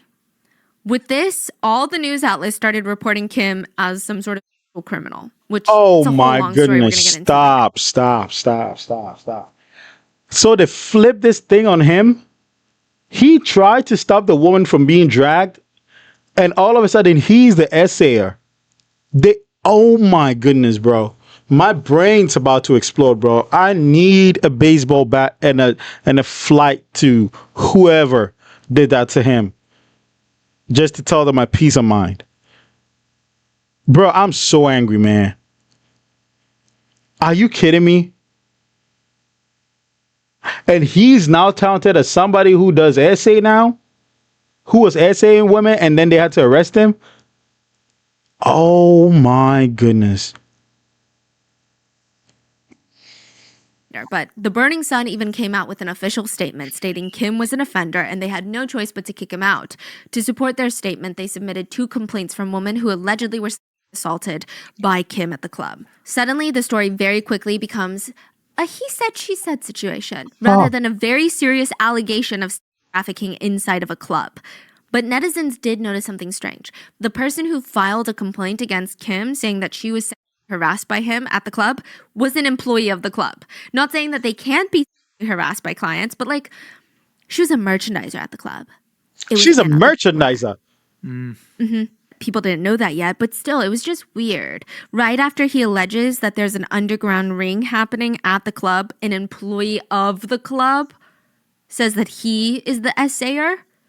Kim said that he was charged unrighteously and inaccurately on 7 charges, including defamation, indecent acts, criminal battery, and more.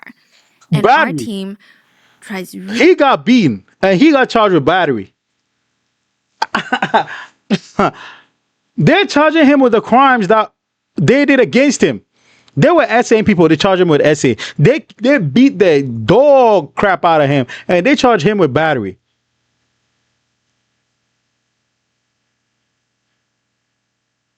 Oh man. really hard to not make something about something that it's not, right? But there was a feeling by the K netizens and by a lot of people that had gone to the Burning Sun. Okay, a man has spoken out about the club. And sure, it's kind of a he said, she said situation, but a lot of netizens were still on this man's side and supporting him. And it kind of felt safe enough for women to come forward now. Because if it had been a woman whistleblower to this, there had been other small cases of women trying to anonymously come forward that something weird was happening at the Burning Sun. They were slut-shamed to hell and back. But now that there was a male at the center of this whistleblowing situation, Right. they felt like, okay, maybe we can also help bolster his story because we have our own stories about the Burning Sun. Damn, that says a lot. Yeah, a lot. I mean, just like the crime itself says a lot about the violence against a certain gender. And then this just reiterates that. So, you know, like I said before that, it was people like Minjung, people who are getting blamed, victim blamed. And now a man comes out and they're like, okay, maybe this is our chance to expose what's really been happening. So because of Kim, a lot of anonymous women start coming forward with their stories of the Burning Sun. Many of these stories would confirm Kim's allegations of police corruption because many of these women reported their essays to the police and they did nothing. It was revealed that the most commonly used to essay women at the club was GHB. It's called 물퐁 in Korea. Well, at least that's what most commonly used slang for it. It is the most commonly used date drug even here in the US.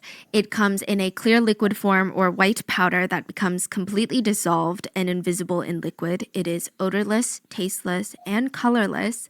There was a journalist who experimented by taking GHB herself under the care of a doctor. She was so loopy. She alternates from being passed out to being awake and like writing things on her hand and talking about her mom. She doesn't remember a single thing. None of it.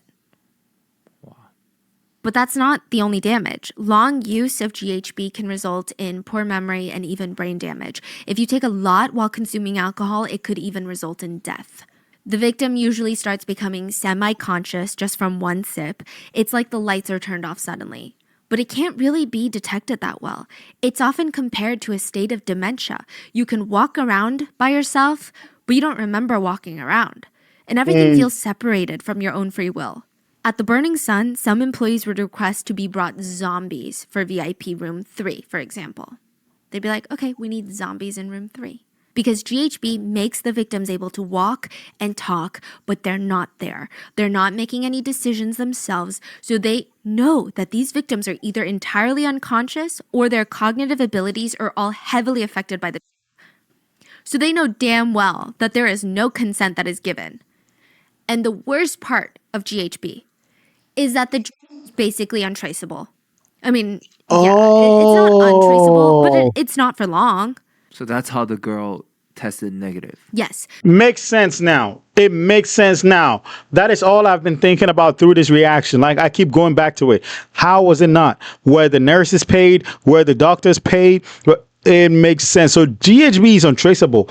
That is scary. That is so scary. Because when I was in college, I heard a lot about that. I learned about it in psychology. Like GHB, day rape drugs and stuff like that when we're doing like opiates, barbiturates, all that stuff. It's like it dissolves, and then that's how guys get women to do stuff like this. Now, I did not know that it's untraceable. Now, that is scary. That is really, really scary. The girl should not be blamed. That club should have been burnt down. The burning sun should have been burned to the ground. This is crazy. Everything is methodical. Everything was properly prepped and planned. Everything was premeditated. How does somebody get a year and a half for premeditation? They premeditated it.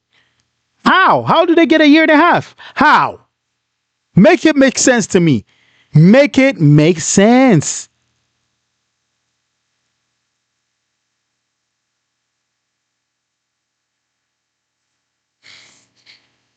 So depending on the person, the drug can be completely metabolized anywhere between 5 to 24 hours of use.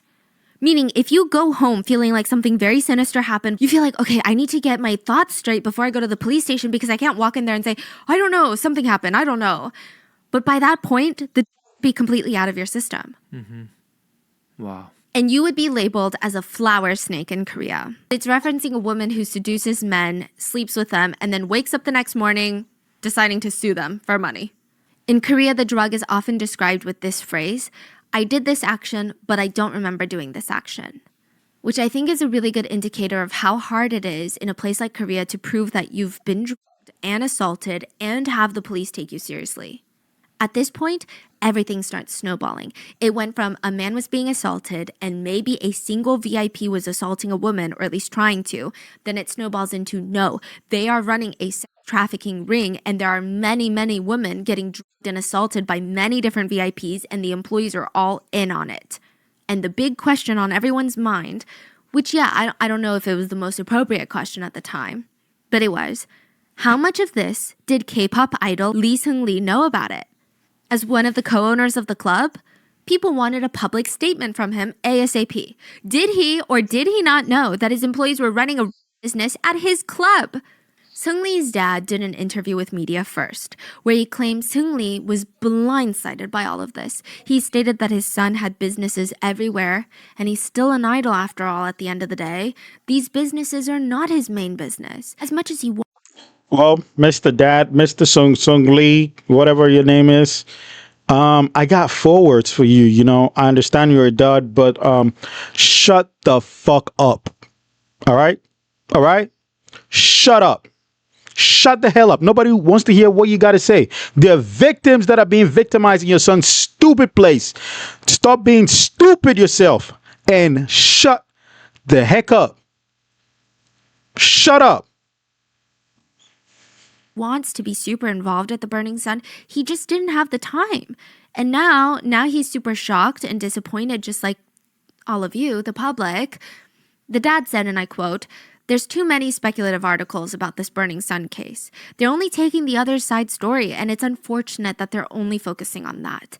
Just because it's called the Seungri Club does not mean that my son was directly involved with the things that had happened." He would later go on to insinuate that the media just wanted to attach Seungri so heavily to the crime because it makes for a better story, makes for a better headline. The dad even went on to say that Seungri didn't even own the club anymore, and that he wasn't in a position to give instructions or give orders at the club. He had a CEO in place for that. So Seungri is not the CEO of Burning Sun, just a co-founder. His dad goes on to say, "I talked to Seungri today. He said his fans and everyone will want to hear an explanation. He sounded like he was having a hard time. He can't help but feel misunderstood. My son is not in a position to directly work at Burning Sun. He's rarely in Korea and he's busy with his ramen franchise." Yeah, he has a ramen franchise. "And solo concerts abroad. This time, I'm sure he really felt the burn. It's unfortunate. But last month, Mr. Whatever, your son is a dick, and you're a bigger dick, man. I know you're trying as much as possible to make your son look good and everything. It's making you look bad. You're opening your mouth, having garbage and rubbish come out. I don't care, man. And for your information, I don't respect people who defend people who are evil monsters. You know, I respect adults. I respect older folks. But if you harm people, you essay people, or you facilitate it, all respect is lost. And you are falling into that category trying to defend the indefensible. All you had to do was shut up or come and apologize to the victims. There are victims over there. Stop trying to make your son look good, Mr. Stupid Seungri, like whatever man. Hey, and to your son, man, you got a year and a half, right? But I know for sure that you have a messed up reputation that will not be able to be repaired. You deserve the worst to ever happen to you ever in life. And whoever listens to your music is brain dead as well. Yes, is brain dead. Like whoever listens to that supporting this predator is brain dead. I said it. I don't care. So tell your stupid father to shut up, and you shut up too, because nobody's trying to hear bullshit. That's my message to you. he received the 2019 Korea Consumer Evaluation Best Brand Award, but none of that was covered by the media. Instead, it comes out as if he's a criminal. His true intentions will be revealed through the investigation, but it's upsetting that even before the results come out, he's accused of doing hard drugs. He did a urine test because of this issue, and the results showed nothing was wrong. My son feels wronged. Fake news is being spread by the media. He's not a child that could hurt others. My son is having a hard time, especially because the media is making things up. My heart hurts too. Then Seungri did an interview of his own where he stated he never bribed any police officers or a police station. He stated even if he wanted to, he didn't have that much power. He was basically just a boy that sang on stage. He said that all he did was lend his name and fame to help the club gain more foreign fans and have more club goers come. And sometimes he would DJ at the club, but that was really his involvement in the club. He said, I don't even know the financials of the club. He goes on to throw his business partner of Yuri Holdings, the company that owns 20% of the club, that is co-founded by Seungri. So his dad is saying, Seungri, my son, doesn't even own shares of the company of Burning Sun. And like technically Seungri doesn't own shares of the Burning Sun, but he owns a company called Yuri Holdings that owns 20% of the club. Wow. And Seungri is like, you know, I heard that my business partner was talking about women and asking for women and trying to buy sex. And I tried to stop him, but he wouldn't listen to me. And I don't really hold that kind of power over a business partner. So there's nothing I can do if that's an adult, you know? Oh, you could have reported to the police. So eat shit and die. Eat shit, Seungri. Eat a bucket of shit and die. Yeah, I mean, the last part, I really mean it. I mean, if you passed away, nobody would care. I mean, it would be a victory for all the victims that went through your stupid club. And you doing nothing about. If you see somebody doing that and bro, you could have reported to the police. How about that? You could have reported to the police. Your scrawny little ass, you stupid, singing, it's a bang, bang, bang, bang, bang. That song was good, though. Your part was horrible. I don't care. After listening to this case, your part on that song was horrible. You're stupid. Yeah, you messed up that song. It would have been 10 times better without you in it. The world would be 10 times better without you in it. Period. Throws him under the bus. Seungri promises to the media and to the public that he's going to do anything to help with the investigation, and he wants the truth out there as much as anybody else. Yeah, promise this dick, bitch. Of course, their responses make the case blow up more, but on top of that, the business partner that he threw under the bus is actually married to a then very famous actress by the name of Park Han-byul. So he's like, hey, you know that actress? Well, her husband is like looking for sex workers. So of course the case blows up even more, right? But at least Seungri's fans are super relieved. They felt like, whew, we dodged a bullet. Seungri is still good. He's still the guy that we know and love. Other people doubted that. They thought Seungri knew exactly what was going on. He's the Great Gatsby of Korea. And just like the Great Gatsby, Seungri To give you context on Seungri, he was part of a 5-person K-pop group called Big Bang. And I feel like for anyone who knows even a little bit about Korean entertainment or even really Korean culture at this point, Big Bang is just one of those groups that needs no introduction. So I'm going to try and keep it brief for those that are just not in the K-pop world. Big Bang is like the One Direction of K-pop, meaning they will always be remembered at one point as being one of the most iconic boy bands in K-pop history. I'm not saying right now, I'm just saying at one point they were. And I'm not saying that they're better than your faves or even like they paved the way or anything, but they were really, really popular. Yeah, like between 2008 to 2012, Yeah. like they dominated the world. Dominated. Yeah, it is unclear how much revenue the group generated, or at least we couldn't find out an exact figure. But we did find out that they brought in $800 million in ticket sales for their concerts during their career. That's probably a very small cut of the overall revenue that they generated. That's not including album sales, streaming revenue, appearance fees, ambassadorships, royalties from music. That's just concert sales is $800 million. So they're an influential group. And Seungri always felt like the black sheep of the group. It's pretty evident in hindsight that he had an intense inferiority complex while he was part of Big Bang. And it does seem like there were a few pain points for him. Seungri applied to be a trainee for the K-pop group that would be later Big Bang. There was a series of cutthroat competitions till a group of boys was narrowed down. They just wanted 5 members. Everything was ruthlessly judged and criticized by YG, who is picking the trainees. They had 4 members already picked, and it was down to the last spot. Seungri and another boy were competing neck and neck for it. Seungri barely made it. It was so neck and neck. It was like, I guess we'll go with Seungri. It wasn't like, oh. Yeah, he should not have made it. Knowing what we know now, it was the world's biggest mistake that female dog made it. And I say female dog because I don't want to use the B word. Yeah. You said he was the black sheep of the group? Nah. He was the black shit of the group. He's an idiot. Oh man, he won by a landslide. That was so good. He really stood out. It was such a close call. And that type of complex, he felt like, I'm not as good as the other members. Yeah. YG was so certain on the other members. Yeah. But for me, it was kind of iffy. Yeah, you're horrible. Yeah, you're not just a horrible human being. You're the least talented. You're stupid. You are an R-worder. You are an SAR. You're the least talented. I hope that inferiority complex triples and eats you alive. Yeah. I support that wholeheartedly. You piece of rat's turd. Now, that kind of complex doesn't necessarily make someone a bad person. Fans actually fell in love with Seungri for the sides of him that were shown.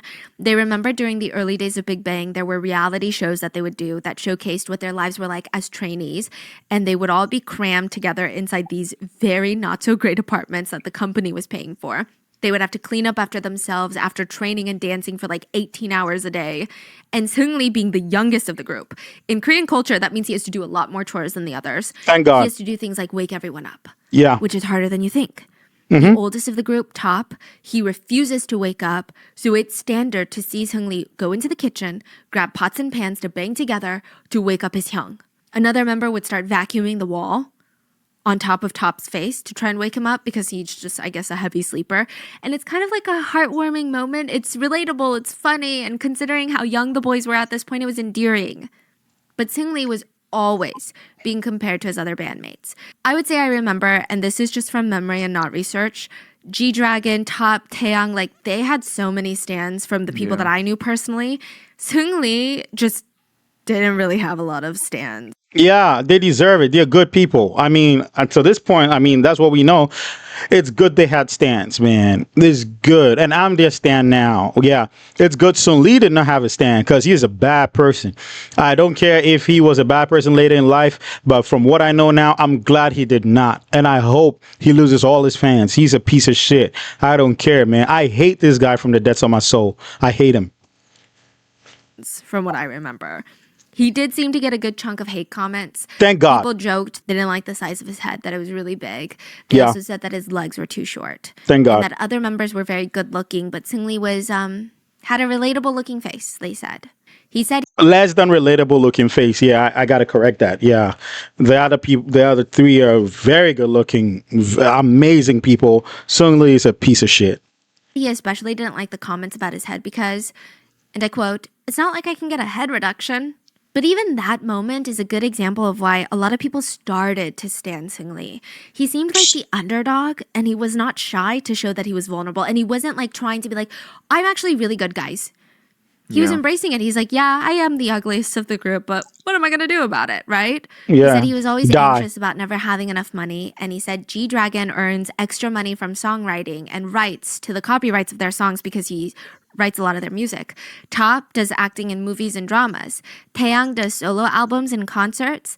Seungri said that he was anxious because all of them were so diverse in their earnings and their income. And he said, "I am making, quote, 1% of what G-Dragon is making." Thank God. Thank God. Wow.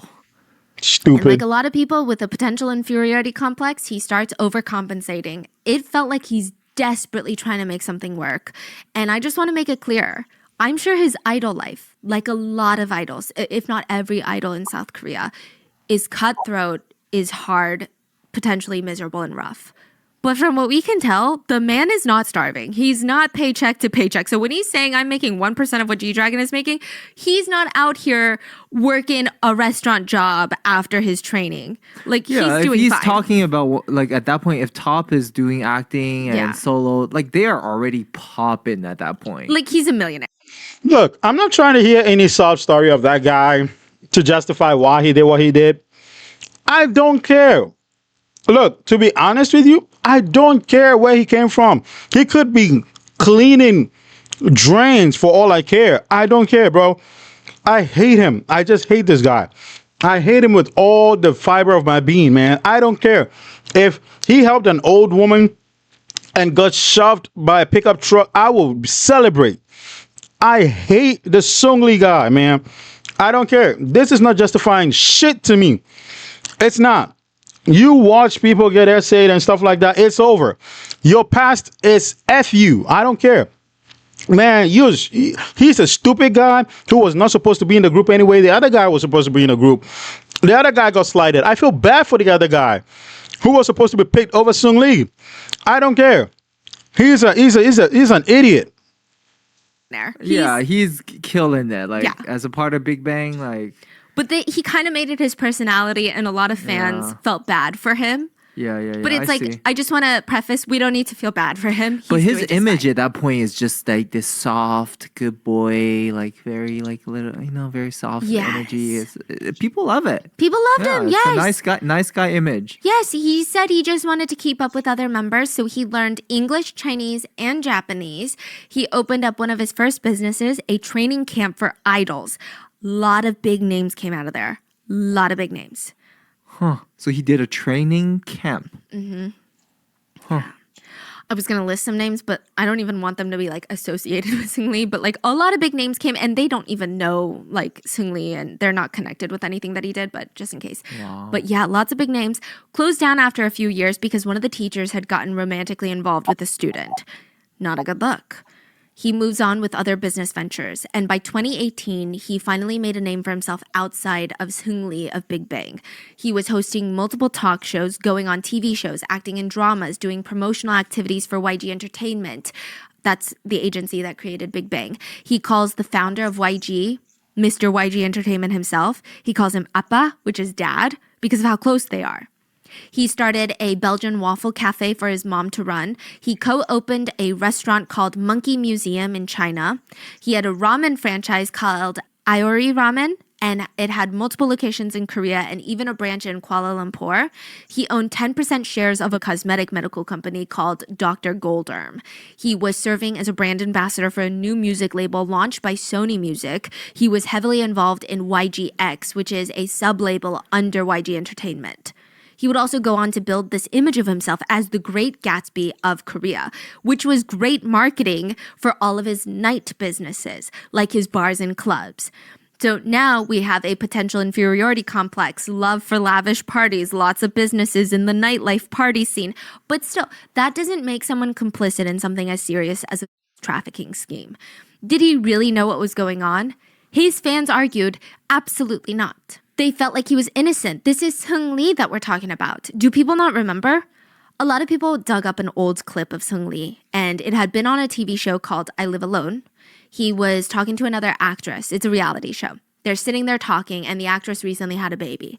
And out of nowhere, she asks Seungri, I can give you some if you want. And he's like, give me what? The soap I use. Breast milk soap. And Seungri looks very shocked. Oh, what is it made from? It's soap made from a mother's breast milk. Seungri puts his cup down to take a few seconds to gather his thoughts. Breast milk is very healthy, yeah? Because he doesn't want to offend her, but he still doesn't know what to say in that moment. And it's a really innocent, comical moment. The actress keeps explaining the whole process of how the soap is made, and Seungri is coughing because he's shocked by all of this information, and he's just trying to be polite. So he says, okay, yeah, thank you. Yes, of course, I would love some. How many do you want? No, I take exception to that. I think the female dog was actually acting, because with all that essay stuff, he had to put on a front like, I'm the innocent guy. Breast milk soap. Oh, breast milk is healthy. Man, I think he was acting, man. He does worse things than that. He was acting. He's a piece of shit. That turtleneck is squeezing his neck. He doesn't look good in that suit anyway. Look at his hair. He should have combed it well. He should have styled his hair. His hairstylist doesn't even like him. He's an idiot, man. I don't care. Look at his stupid face, man. Want? I have a lot. You can just text me. He's like basically about to throw up some water if he has any in his mouth, and he's text you to ask for the breast milk. It seemed like the actress was genuinely having a fun time shocking Seungri, messing around with him. And Seungri comes off super naive, super innocent, super polite. So fans are like, you're telling me that this guy that's shy when someone offers him breast milk soap is a brilliant mastermind behind a sex trafficking ring? Dude, everybody is going to be surprised about somebody offering me breast milk. If I'm sitting opposite somebody and they say, oh, you want breast milk? What the? Breast milk? Me? No. If Top, G-Dragon, the other people sat opposite somebody and said breast milk, they're not going to say, oh yeah, I need me some breast milk. Yummy. They're not going to do that. They're going to be, whoa, breast milk. Whoa, calm down. Chill out. Whoa, you mean like booby milk, like breast milk? No, I'm sorry. You know, it's not exclusive to him. Screw him. He was acting. Or probably he was shocked because the merchandisers do all his dirty work for him. All he has to do is essay them, which is stupid. So yeah, I'm not impressed. I'm not surprised. It's not an ah moment for me. It's a FU moment for me. FU moment for me to that stupid idiot sitting there with a stupid turtleneck around his neck. Milk boy, do you know what it means to bomb a chat? Usually friends will start group chats on Kakao Talk, which is like the WhatsApp or WeChat of Korea. And when they're done with the group chat, or if they've said enough inappropriate comments or told enough secrets on that group chat, someone will text, blow up the chat. One by one, the notifications come in. Blank left the chat, blank left the chat. And once every single person leaves the chat, everything in that chat gets automatically deleted by Kakao. So it's not like you can leave the chat but still see what's in the chat. It's gone. The chat history deleted along with any videos and pictures sent into the chat. When the Burning Sun group would feel like the chat had gotten a little too incriminating, when they had texted too many pictures and videos of unconscious women, when they had talked about too many VIPs essaying unconscious women, they would periodically text out, bomb the chat, blow it up, which helps with making sure that if someone's phone is ever taken in by the police, if someone's phone is ever lost, they might see the current group chats that are probably very incriminating. They won't see years and years of incriminating activity. It's almost like an insurance policy to everybody in that chat that they were going to at least cover their asses. And it was in everyone's best interest to bomb the chat, to delete it, or so they thought. JJY was part of these group chats. And some quick context to JJY, he's what they call a multiplayer in Korea. He's a singer, songwriter, TV personality. He's known for having this wild, fun personality, so a lot of talk shows love him. He's also very, very good at singing. He never left the chats. He was part of all the Burning Sun chats. He was part of every single Seungri chat about unconscious women, selling women, bidding women. He never left it because he felt so sad to part with all the amazing pictures and videos of women being victimized. So he always pretended to leave the chat last. But the truth is, he never left any of them. He kept each and every single one. And when his ex-girlfriend reported him for taking videos of her without her consent, and he would turn his phone in to the tech company, he would be the one to bring the whole operation down. Wow. So even when he did that, he thought he can just break his phone and he's good. Yeah. But this is the tech company that recovered the data from Seoul Ferry victims' phones. So like they knew what they were doing and they take their jobs very seriously. But he was like, oh, well, I basically smashed my phone, so it's fine. It was not fine. Even years before this, there was an incident that felt like foreshadowing to everything that was about to happen. JJY was on a show with Chico, another celebrity, and Chico joked about JJY's golden phone. And immediately, because they're on set filming a show, JJY's face changes for a split second. He drops his face mask. Not his literal face mask, but he drops his smile, and he has this very sour look on his face. It's very much the stop talking about this look. What's a golden phone? People thought golden phone as in these sex videos now. But Chico would later be involved in the Burning Sun controversy because netizens accused him of knowing what JJY was doing on his phone. He's like, you probably saw the videos then. Yeah, why would he, if he does, why would he put that information in TV, right? That's what Chico is saying. He's saying, guys, I meant golden phone. Sometimes people use it to refer to someone who has a lot of good connections. So if you were to have Beyonce and Taylor Swift on speed dial, you have a golden phone because you have their numbers. And so he was briefly involved in the Burning Sun scandal. But ultimately, JJY's golden phone would bring down some of the biggest names in Kpop. February 26, 2019, the first round of messages are released to the public, and multiple celebrities would go down after the release. Along with investors, the management team, and employees of Burning Sun, there were a few key people in the group chats. Choi Jung-hoon, wholesome singer from FT Island boy group. Yeah. Lee Jung-hyun, idol from boy band CN Blue. Kwon Hyuk-jun, brother of Girls' Generation Yuri. JJY, singer, TV host, celebrity TV personality, and of course, Seungri of Big Bang, owner of the Burning Sun. And it clearly shows that Seungri is involved. He is texting employees about investors that are coming, and he writes, give them everything they want, call the girls over. There's also a guest coming from Taiwan. Employee responds, which girls can we call right now? Oh man, it's the Chinese already? Oh my god. Take care of them so they don't get involved with others. Yes, I will stick by the VIPs. Seungri texts you. You see, I didn't even get to this part of the video, and I knew he was part of it. You can't tell me you have an establishment and don't know the underground dealings of the establishment. It's just not possible. Period. Nobody can set up an illegal scheme with a business you own. It is not possible. You're going to find out. Somebody's going to tell you. Somebody's going to tip you off. He knew everything. He did know everything. He's a piece of rat's turd.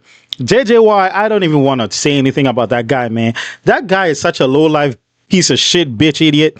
Like, I've never seen any low-life piece of shit like him ever before. Like, he is such...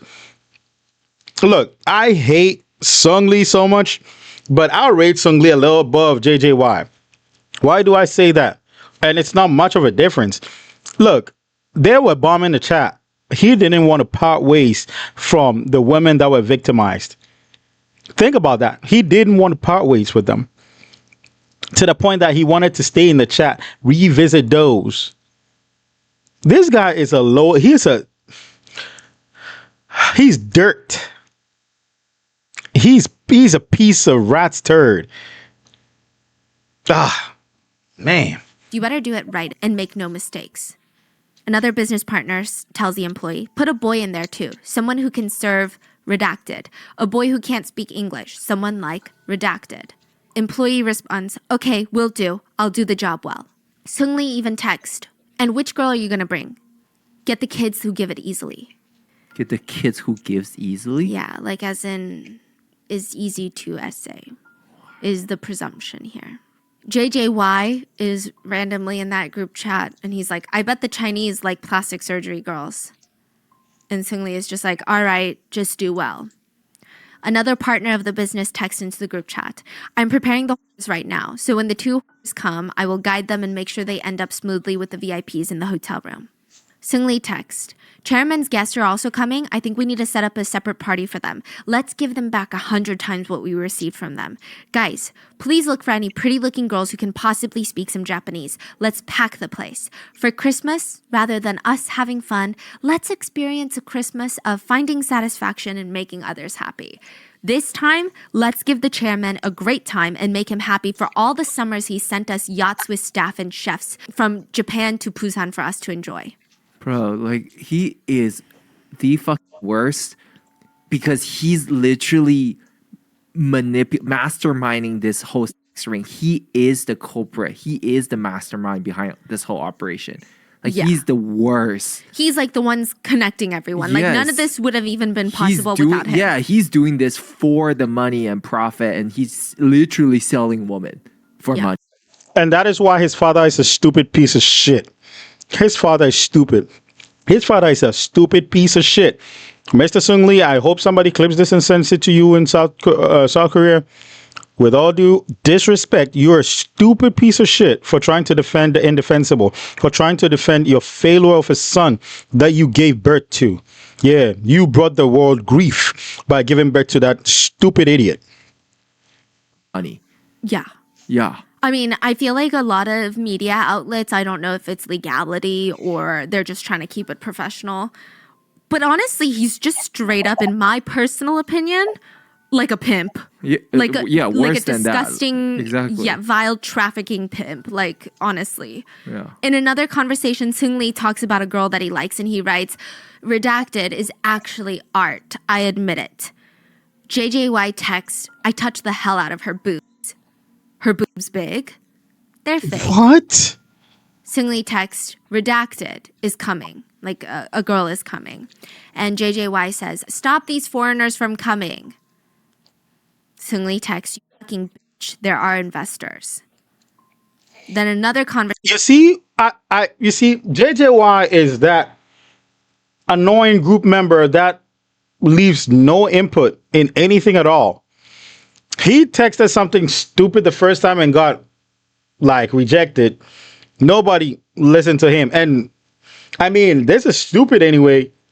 But what he keeps chipping in is so stupid. He wants to be a part of the group so much that nobody gives a rat's ass what he's talking about. I had a feeling he was so below he's like dirt. And it's true. It's turning out to be true. He is like that person you want to stay far away from you, but it's close to you because he also has celebrity status, but in reality is a dog shit. Like, you're talking about something serious and he's just chipping in crap. Well, it's not like this is serious anyway. Screw all of them anyway. Screw everybody in this stupid chat. And I hope they all meet fatal ends or something like that. Conversation, Seungri writes, the party last night was a hit. Another idol says it was successful. Seungri writes, that girl, I admit it, I'm hooked. Her older sister is good too. Suddenly say that? Yeah. JJY text, yeah, her sister was a surprise. There were a lot of hidden gems yesterday. Friend text, but there seems to be hella guys around too. Seungri says, we have to steal. Let's all eat domestic girls together in Korea and then get married to foreign girls. Huh. Friend text, why is blank so pretty? JJY says, she's the bitch both Mr. B and I ate. LOL. Seungri text, and I plan on eating her too. Anyone here got her number? An employee of Burning Sun text, if you do it with that bitch, it's guaranteed a secret. She's very, I don't know anything. Seungri text, LOLOL, she has amnesia. She doesn't even remember who she does it with. JJY text, nope, not amnesia, just R word. LOLOL. Seungri text, could be she just doesn't remember. JJY is angry. He says, when she first met me, she was all BSing about, I don't watch TV, so I don't know you. But after she got drunk, she was whining and asking me to sing for her. Seungri says, want me to tell you something more funny? Or rather absurd? I opened my eyes and I was like, why am I sleeping with Si Nuna? When I was like, I thought I was sleeping with these other two girls. Where did they go? LOL. In another chat, Seungri is asking a VIP client about what kind of women they like, and the client responds, I'm not sure. South Asian men like white skin, so someone with fair skin and innocent and pretty features, or the opposite, just sexy. Girls like blank, blank, and blank who are innocent yet sexy, or just a super fancy glamorous girl, those types of girls. Wouldn't that type of style work? We want over 160 centimeters tall. Thinner. It's not too picky though. Girls from Korea will do. There are other chat logs where it seems like Seungri is sending girls on trips with VIP clients. He asks a VIP about an Indonesia trip that he has coming up, and the VIP says that they want ones that are under 10K per person. Seungri writes, I understand. It's 10K per person, right, Mr. CEO? He proceeds to send pictures of 5 different girls, and he writes, number 1 doesn't talk that much and kinds of loves money. She also has aspects where she doesn't have much charisma in drinking scenes, but her visuals are great. Cry emoji. In another conversation, JJY texts the group that he's boarding the plane soon, and he says, I will Korean bitches as soon as I arrive. I'm going to invite them to my house before going out. German bitches have huge asses. His idol friends write, get back safely, fly safe. An employee of the Burning Sun writes, I bet German bitches smell like sausages. JJY says, not bad. LOL, we had fun. A lot of netizens noted that it's kind of crazy that they're so polite to each other, even saying things like, get back safely, have a safe flight, we miss you. Meanwhile, they talk about women, in the most degrading ways possible. Another super controversial conversation involved the idols talking about who Seungri had sex with yesterday, and they asked, was she delicious? And they said things like, I want her number. And one person wrote, yes, she is comfort woman level.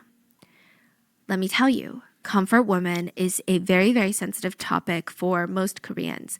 It is, aside from the crimes, the most horrifying comment that was found in the group chats. Chinese too. It's a huge problem. Yeah. So to give context, comfort woman was one of the worst atrocities that the Japanese government committed towards Korean and Chinese women.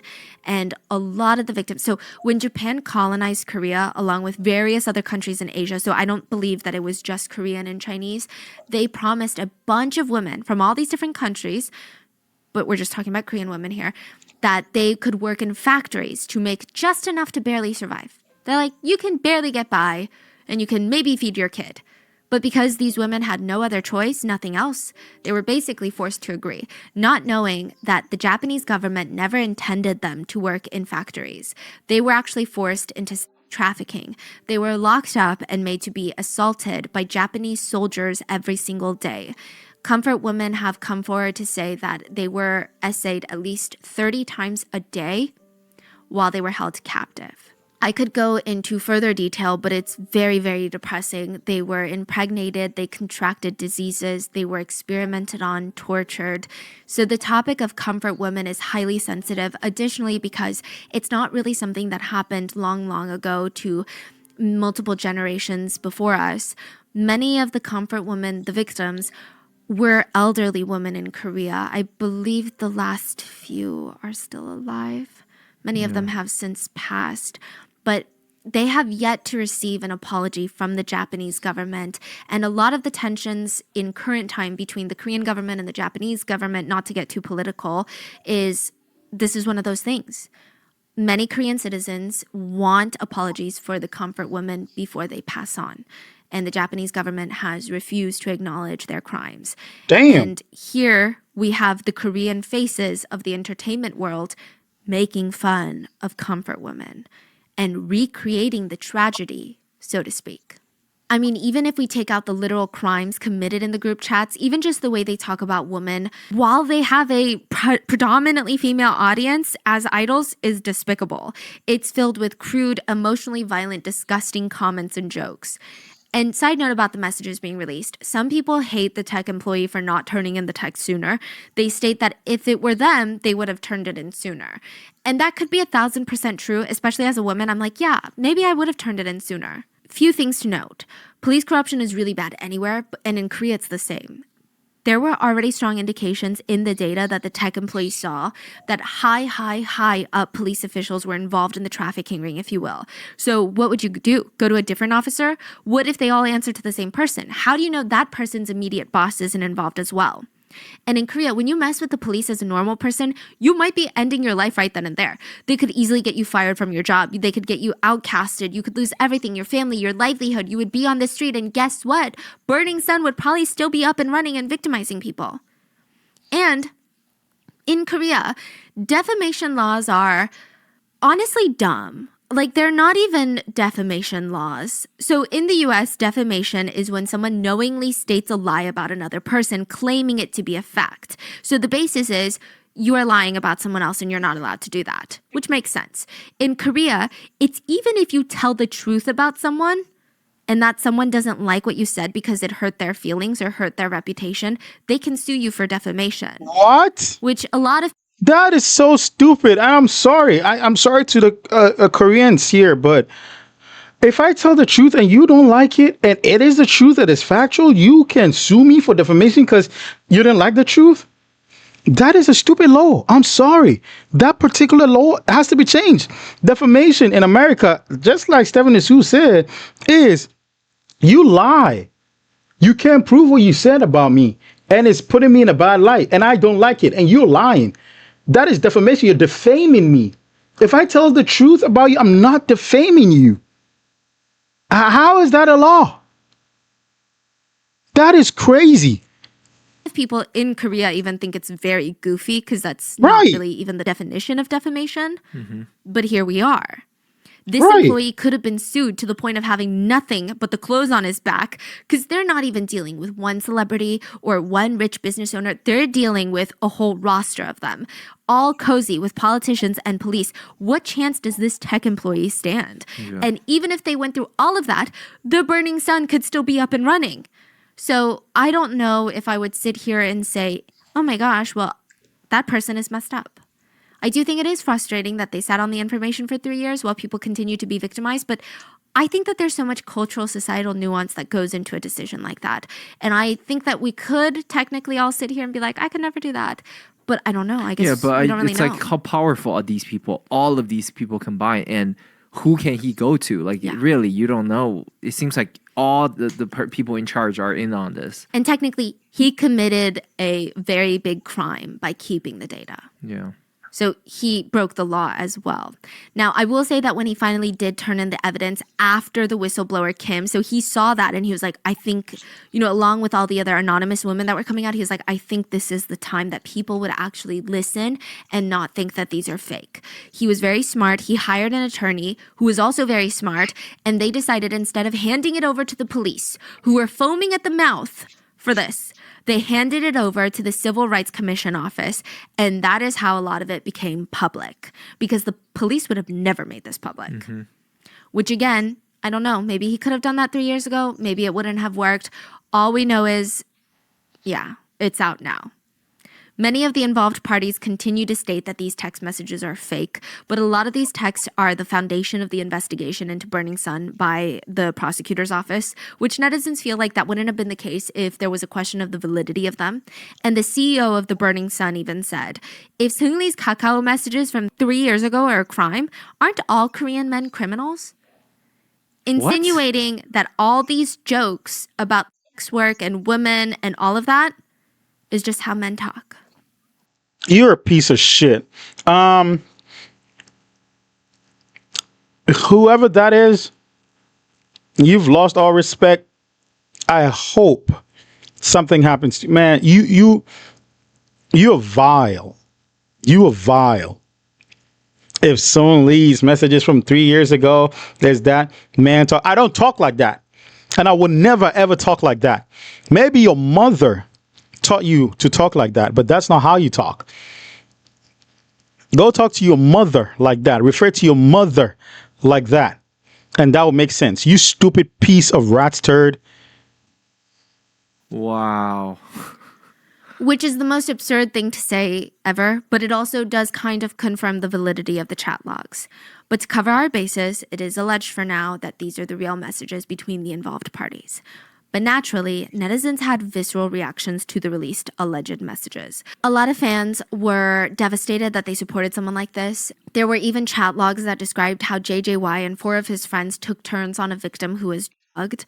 They joked about how she woke up saying she doesn't even remember anything other than having a drink with them. They also talked about how they thought it was so funny they had gang essayed her while taking pictures.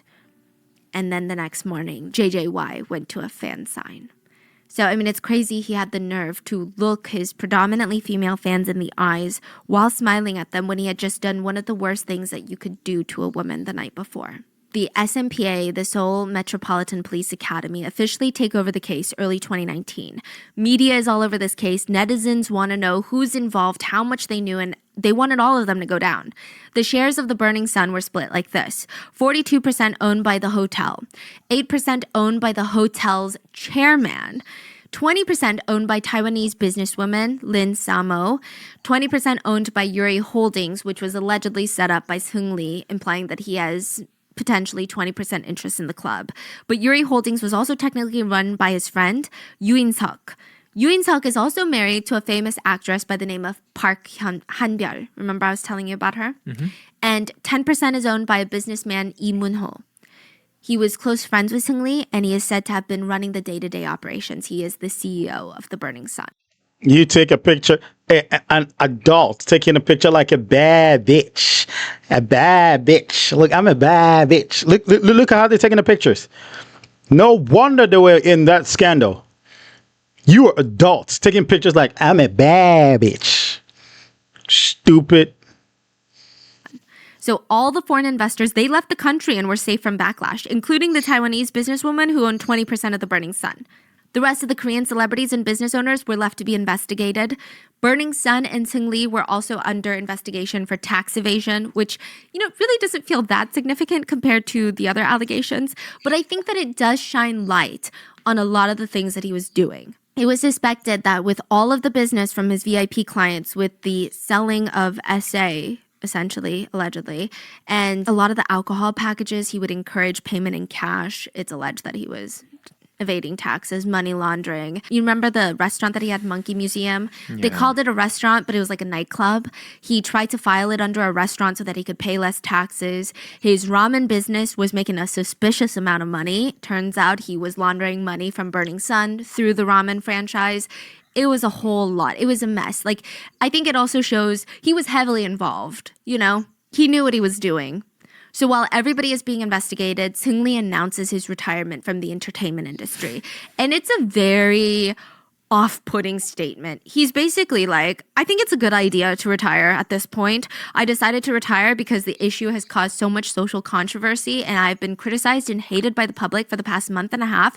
And now with all the investigative agencies in the country investigating me, I am being labeled as a national traitor. I cannot allow myself to cause harm to everyone around me just to survive. 많은 분들께 실망 끼쳐드렸습니다. 다시 한번 죄송하다 말씀드리고 싶고요. Netizens hated his apology. It felt very, you guys blew this whole thing into something that it's not. So now I'm just going to retire then. I don't want to face your criticism. Also, it had this aura of, I don't know what's going on. I'm just as confused as you are. It's like, what's going on? There were even articles titled, The Burning Sun Scandal Case That Everyone Except Seungri Knows About. He also stated that this would be a good time for him to enlist in the army and serve his duty as a good Korean citizen. And everyone got riled up for that because in Korea, men have to serve 2 years, mandatory enlistment. They're like, the army is not a place for you to escape your reality. So even with all of this, the consequences just weren't that great. I mean, okay, maybe that's a strange word to use.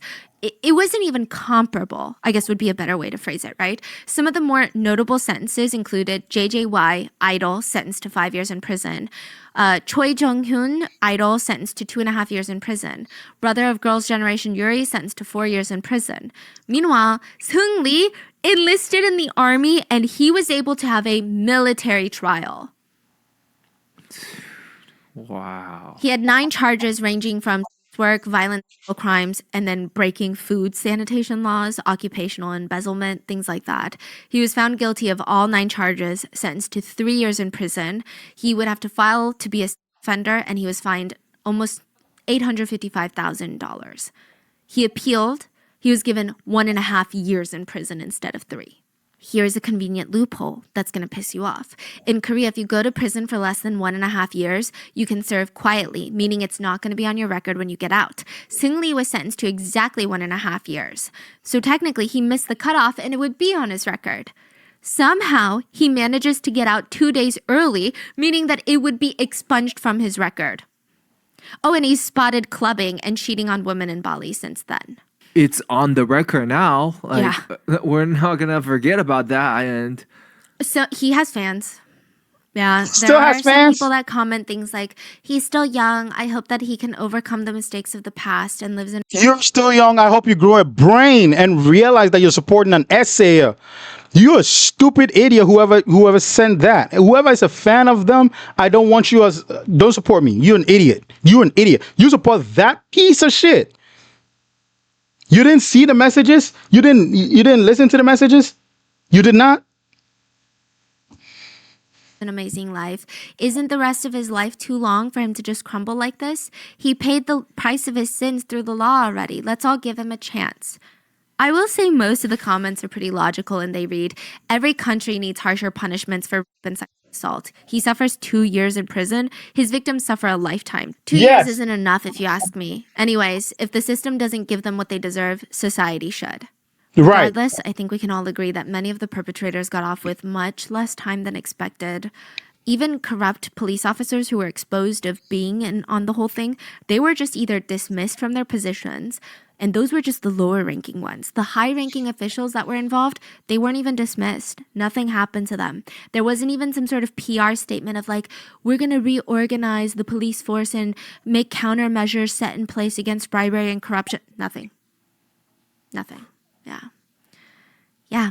And all of the VIP clients, they essentially got away with it for SA.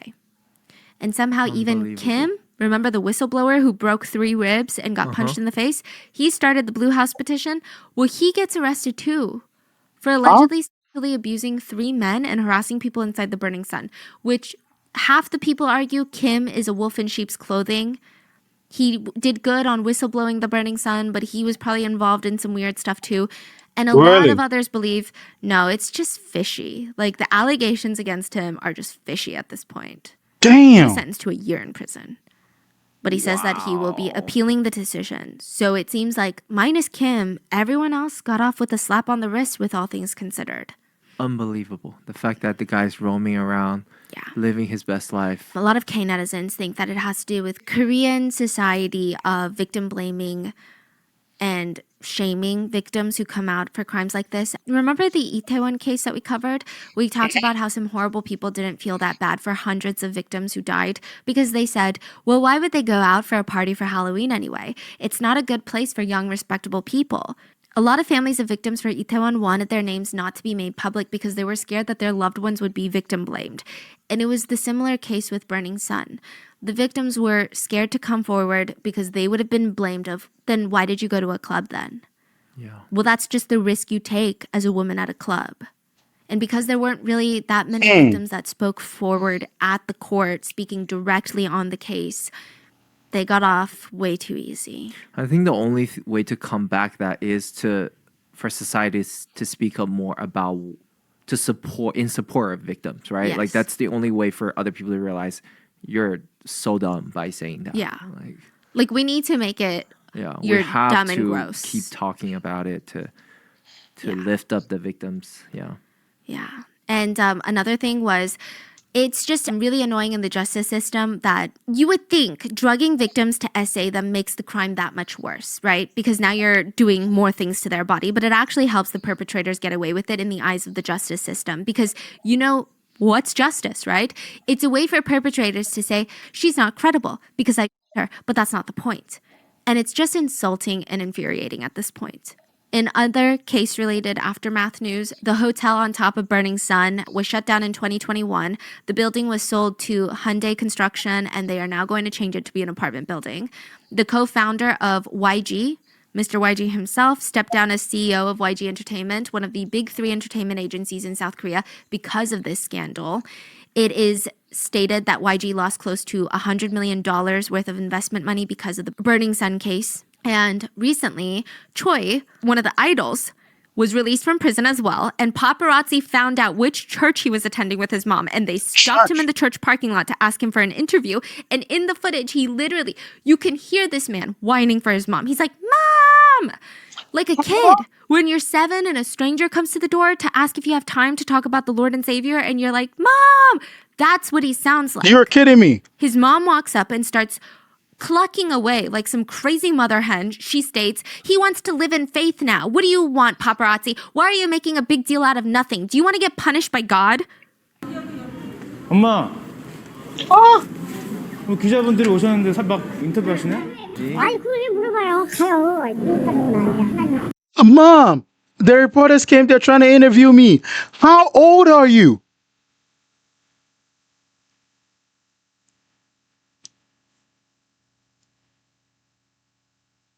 Oh my gosh.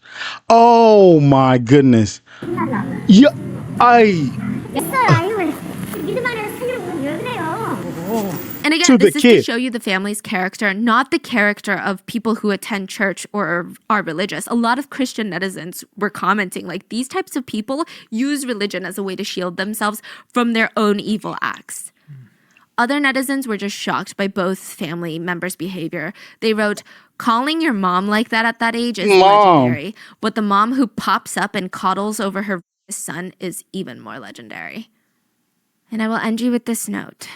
One chilling fact is, you know how a lot of big K-pop groups have names for their fans? So Blackpink has Blinks, BTS fans are ARMY. Big Bang's fans were called VIPs. They made it to say that their fans are very important people to them. But Seungri's VIPs were not his fans. They were his best. And I just hope with him being back in the news with these scandals, Burning Sun is never forgotten, because how do you get away with something like He that? shouldn't be able to have anyone foaming over him or Yeah. he Or should never be treating able these- never be able to make a comeback. He's just never. criminal. Yeah. So what are your thoughts on the Burning Sun? And let me know in the comments. And please be safe. I'll see you guys on Sunday for the mini-sode. Bye. How is it even possible that he has fans? How? How is it possible that people look? Seungri, whatever the hell his name is as guilty. He is so guilty. His dad is an idiot. He's a piece of shit. Everybody supporting him is a piece of shit. If you're supporting him, you're a piece of shit. I'm sorry. Yeah, that's what it is. If you're supporting him, you're a piece of shit. Why support such an idiot? There's no coming back from that. The victims are going to be victimized for the rest of their lives. And you telling me you're supporting him? Are you kidding me right now?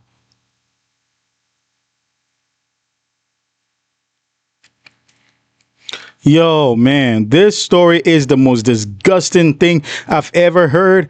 And I'm angry, so angry right now. I think it's a 3-part series. Let me know if it's true. I'm ready to do part 2, part 3. But this is stupid. This is so stupid. The fact that they have fans, the fact that people flew to Bali to go see that predator is concerning. The fact that people are typing is also concerning in support of him. This is crazy. Please do like, share, subscribe. Join our Discord. And yeah, there'll be more coming. Love you all so much. Bye. Tuned in, hit play, let's take a ride around the world with Steven, we worldwide. Stories so wild, they keep you hooked. Subscribe and share, come take a look. Reacting to the stories, the crazy, the real. With every new video, we bring the thrill. From mysteries to drama, we cover it all. Join the fam, let's have a ball. From dark tales to